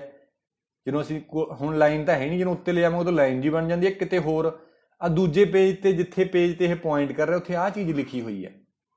ਠੀਕ ਹੈ, ਤਾਂ ਇਸ ਨੂੰ ਅਸੀਂ ਬੋਲ ਦਿੰਦੇ ਹਾਂ, ਇਹਨੂੰ ਕੀ ਬੋਲ ਦਿੰਦੇ ਆਪਾਂ, ਹਾਈਪਰ ਲਿੰਕ ਬੋਲ ਦਿੰਦੇ ਹਾਂ। ਦੇਖੋ ਹਾਈਪਰ ਲਿੰਕ, ਠੀਕ ਹੈ, ਇਹਨੂੰ ਹਾਈਪਰ ਲਿੰਕ ਬੋਲ ਦਿੰਦੇ ਹਾਂ। ਤੇ ਜਿਹੜਾ ਪੂਰਾ ਐਡਰੈਸ ਹੁੰਦਾ ਵੈਬਸਾਈਟ ਦਾ ਉਹਨੂੰ ਬੋਲ ਦਿੰਦੇ ਹਾਂ URL, ਯੂਨੀਫਾਰਮ। ਦੇਖੋ ਇੱਥੇ ਗਲਤ ਨਹੀਂ ਕਰਨਾ। ਹੁਣ ਆਪਾਂ ਨੂੰ ਲੱਗੂਗਾ ਨਾ ਕਿ ਯਾਰ ਯੂਨੀਫਾਰਮ ਰਿਸੋਰਸ ਲੋਕੇਟਰ ਹੁੰਦਾ, ਭਲਾ ਦਾ MB ਹੈ। ਨਹੀਂ, ਪੜ੍ਹਨਾ ਪੂਰਾ, ਯੂਨੀਫਾਰਮ ਰਿਸੋਰਸ ਲੋਕੇਟਰ, ਇਸ ਤਰ੍ਹਾਂ ਕਰਕੇ। ਕਲੀਅਰ ਹੋਈ ਗੱਲ ਸੀ? ਗਲਤ ਤਾਂ ਨਹੀਂ ਦੱਸ ਗਿਆ? ਹਾਂ ਠੀਕ ਹੈ, ਠੀਕ ਹੈ। Speed of internet is measured ਇਨ, ਬਹੁਤ ਵਧੀਆ ਕੁਐਸਚਨ ਹੈ। ਸਪੀਡ ਆਫ ਇੰਟਰਨੈਟ ਹੁੰਦੀ ਹੈ ਜਿਹੜੀ ਬਿਟਸ ਪਰ ਸੈਕਿੰਡ ਹੁੰਦੀ ਹੈ। ਸਾਰੀਆਂ ਦੱਸ ਦੇਣਾ, 3-4 ਸਪੀਡ ਨੇ। CPU ਦੀ ਸਪੀਡ ਹਰਟਸ ਦੇ ਵਿੱਚ ਹੁੰਦੀ ਹੈ, ਆਲਰੇਡੀ ਦੱਸ ਵੀ ਚੁੱਕੇ ਹਾਂ। It can be kilohertz, it can be gigahertz, it can be megahertz, it can be terahertz. Mostly gigahertz ਦੇ ਵਿੱਚ ਹੁੰਦੇ। ਆਪਣੇ ਜਿਹੜੇ ਕੰਪਿਊਟਰ ਨੇ 2.4 ਗਿਗਾ ਹਰਟਸ ਦੇ ਮੋਸਟਲੀ ਹੁੰਦੇ ਨੇ ਜਿਹੜੇ ਪਰਸਨਲ ਕੰਪਿਊਟਰ ਨੇ। ਸਪੀਡ ਆਫ ਸੁਪਰ ਕੰਪਿਊਟਰ, ਇਹ ਬਹੁਤ ਇੰਪੋਰਟੈਂਟ ਹੈ, ਪੁੱਛਿਆ ਜਾ ਸਕਦਾ ਹੈ। ਫਲੋਪਸ ਹੁੰਦਾ floating point operation per second, abbreviation ਪੁੱਛ ਸਕਦਾ। ਇੰਟਰਨੈਟ ਦੀ speed bits per second, it can be kilobits per second, gigabits per second, megabits per second, ਕੋਈ ਵੀ ਹੋ ਸਕਦਾ। ਸਪੀਡ ਆਫ ਪ੍ਰਿੰਟਰ, ਸੀ ਤੇ ਕੀ ਹੁੰਦਾ, ਭੁੱਲ ਗਿਆ। ਹਾਂ, ਕਰੈਕਟਰ ਪ੍ਰਿੰਟਰ, ਲਾਈਨ ਪ੍ਰਿੰਟਰ ਤੇ ਪੇਜ ਪ੍ਰਿੰਟਰ। 3 ਤਰ੍ਹਾਂ ਦੇ ਪ੍ਰਿੰਟਰ ਹੁੰਦੇ ਨੇ। ਜੇ ਉਹ ਪ੍ਰਿੰਟਰ ਕਰੈਕਟਰ ਹੈ ਤਾਂ ਉਹਦੀ ਸਪੀਡ ਹੋ ਜੂ CPM, ਜੇ ਲਾਈਨ ਹੈ ਤਾਂ LPM, ਜੇ ਪੇਜ ਪ੍ਰਿੰਟਰ ਹੈ PPM। ਅੱਜ ਕੱਲ੍ਹ ਮੋਸਟਲੀ ਪੇਜ ਪ੍ਰਿੰਟਰ ਹੀ ਵਰਤਦੇ। ਸਕਰੀਨਸ਼ਾਟ ਲੈਣਾ ਤਾਂ ਲੈ ਸਕਦੇ ਹੋ, ਠੀਕ ਹੈ। ਅਗਲਾ ਲਾਸਟ ਕੁਐਸਚਨ ਹੈ, 50 ਕੁਐਸਚਨ ਹੀ ਕਰਾਵਾਂਗੇ ਆਪਾਂ ਇਹਦੇ ਚ। CDR stands for and can be written only. CD 3 ਤਰ੍ਹਾਂ ਦੀ ਹੁੰਦੀ ਹੈ, CD-ROM, CDR ਤੇ CD-RW। CD-ROM ਹੁੰਦੀ ਹੈ ਨਾ ਜਿਹੜੀ compact disk read only memory. ROM ਹੋਰ ਚੀਜ਼ ਹੈ, CD-ROM ਹੋਰ ਚੀਜ਼ ਹੈ। ਕਈ ਵਾਰੀ ਸਟੂਡੈਂਟ ਨੂੰ ਕਨਫਿਊਜ਼ਨ ਹੋ ਜਾਂਦੀ ਹੈ। ਰੀਡ ਓਨਲੀ ਮੈਮਰੀ ਦਾ ਮਤਲਬ ਇਹ ਕੰਪਨੀ ਤੋਂ ਹੀ ਰਾਈਟ ਕੀਤੀ ਹੋਈ ਮਿਲਦੀ ਹੈ, ਸਾਨੂੰ ਲਿਖੀ ਲਿਖਾਈ ਮਿਲਦੀ ਹੈ। ਆਪਾਂ ਕੁਝ ਵੀ ਚੇਂਜ ਨਹੀਂ ਕਰ ਸਕਦੇ। ਜਿਹਨੂੰ ਆਪਾਂ ਗਾਣਿਆਂ ਗੁਣਾਂ ਵਾਲੀ CD ਲਿਆਉਣੇ ਆ, ਉਹ ਭਰੀ ਭਰਾਈ ਮਿਲਦੀ ਹੈ, ਆਪਾਂ ਕੁਝ ਨਹੀਂ ਚੇਂਜ ਕਰ ਸਕਦੇ, ਉਹ ਰੀਡ ਓਨਲੀ ਹੁੰਦੀ ਹੈ। ਜਿਹੜੀ CDR ਹੈ ਇਹ ਹੁੰਦੀ ਹੈ ਰਿਕਾਰਡੇਬਲ। ਆ ਜਿਵੇਂ ਲਿਖਿਆ ਹੋਇਆ ਨਾ ਸਾਰਿਆਂ 'ਚ ਰਿਕਾਰਡੇਬਲ, ਇਹ ਰਿਕਾਰਡੇਬਲ ਹੁੰਦੀ ਹੈ ਤੇ ਇੱਕ ਵਾਰੀ ਹੀ ਰਾਈਟ ਕਰ ਸਕਦੇ ਹਾਂ। CDR ਵੈਸੇ ਆਨਸਰ ਤਾਂ ਬਣ ਗਿਆ ਇੱਥੋਂ ਹੀ, ਰਿਕਾਰਡੇਬਲ ਹੈ ਤੇ ਵੰਸ, ਇਹਨਾਂ ਦੋਨਾਂ 'ਚੋਂ ਬਣ ਗਿਆ ਨਾ। ਤੇ ਬਟ CD ਹੁੰਦਾ ਕੰਪੈਕਟ ਡਿਸਕ। ਕੰਪੈਕਟ ਡਿਸਕ ਹੈ ਤਾਂ ਆ ਨਹੀਂ ਆਊਗਾ, ਕਨਕਰੈਂਟ ਆ ਵੀ ਨਹੀਂ ਆਊਗਾ। ਤੇ ਰਿਕਾਰਡੇਬਲ 2 ਵਾਰੀ ਨਹੀਂ ਹੁੰਦੀ, ਇਹ ਇੱਕ ਵਾਰੀ ਹੁੰਦਾ, ਤਾਂ ਆਨਸਰ ਤਾਂ C ਹੈ। CDRW ਹੈ ਰੀਰਾਈਟੇਬਲ, ਕਿੰਨੇ ਵਾਰੀ ਢਾਹ ਲਓ ਲਿਖ ਲਓ। ਕਲੀਅਰ ਹੋਈ ਗੱਲ? ਜਿਵੇਂ 3 ਤਰ੍ਹਾਂ ਦੀਆਂ ਨੇ। ਹਾਂ, ਇੱਕ ਆਹ ਚੀਜ਼ ਜ਼ਰੂਰ ਦੱਸ ਦਿਓ, CDR ਨੂੰ ਵੌਮ ਵੀ ਬੋਲਦੇ ਆ। ਵੌਮ ਹੁੰਦਾ ਰਾਈਟ ਵੰਸ ਰੀਡ ਮੈਨੀ। ਇਹ ਐਬਰੀਵੇਸ਼ਨ ਬਹੁਤ ਵਾਰੀ ਪੁੱਛੀ ਗਈ ਹੈ। ਰਾਈਟ ਵੰਸ ਰੀਡ ਮੈਨੀ, ਇਹ CDR ਨੂੰ ਹੀ ਬੋਲਿਆ ਜਾਂਦਾ ਹੈ। ਕਲੀਅਰ ਹੋਈ ਗੱਲ? ਸੋ ਆਈ ਥਿੰਕ ਕਿ ਤੁਸੀਂ ਇਹ ਸਮਝ ਗਏ ਹੋਗੇ, C ਆਨਸਰ ਹੈ। ਸੋ ਇਹ ਆਪਾਂ ਦੇਖੇ ਨੇ expected question constable, head constable and sub inspector ਦੇ। ਆਈ ਹੋਪ ਕਿ ਤੁਹਾਨੂੰ ਇਹ ਸਾਰੀਆਂ ਚੀਜ਼ਾਂ ਸਮਝ ਆਈਆਂ ਹੋਣਗੀਆਂ। ਤਾਂ ਤੁਸੀਂ ਮੈਨੂੰ ਕਮੈਂਟ ਕਰਕੇ ਦੱਸਿਓ ਤਾਂ ਆਪਾਂ ਹੋਰ ਵੀ ਵੀਡੀਓ ਬਣਾਵਾਂਗੇ। ਬਾਕੀ ਮਿਹਨਤ ਕਰਦੇ ਰਹੋ, ਹੋ ਹੀ ਨਹੀਂ ਸਕਦਾ ਕਿ ਤੁਹਾਡੇ ਪੇਪਰ ਨਾ ਵਧੀਆ ਹੋਵੇ। ਵਧੀਆ ਹੋਊਗਾ, ਥੋੜੇ ਦਿਨ ਰਹਿ ਗਏ, ਸਟ੍ਰੈਸ ਦੇ ਵਿੱਚ ਨਹੀਂ ਜਾਣਾ, ਲਗਾਤਾਰ ਚੀਜ਼ਾਂ ਕਰਦੇ ਰਹੋ, ਪੜ੍ਹੋ ਥੋੜਾ ਬਹੁਤ ਵਿੱਚ ਦੀ, ਜਿਵੇਂ ਅੱਧਾ ਪੌਣਾ ਘੰਟਾ ਮੂਵੀ ਦੇਖ ਲਈ, ਗਾਣੇ ਸੁਣ ਲਏ, ਇਹ ਵੀ ਜ਼ਰੂਰੀ ਹੈ। ਐਵੇਂ ਵੀ ਨਹੀਂ ਹੈਗਾ ਵੀ ਪੜ੍ਹ ਕੇ ਦਿਮਾਗ ਕਾਮਲਾ ਕਰ ਲਓ।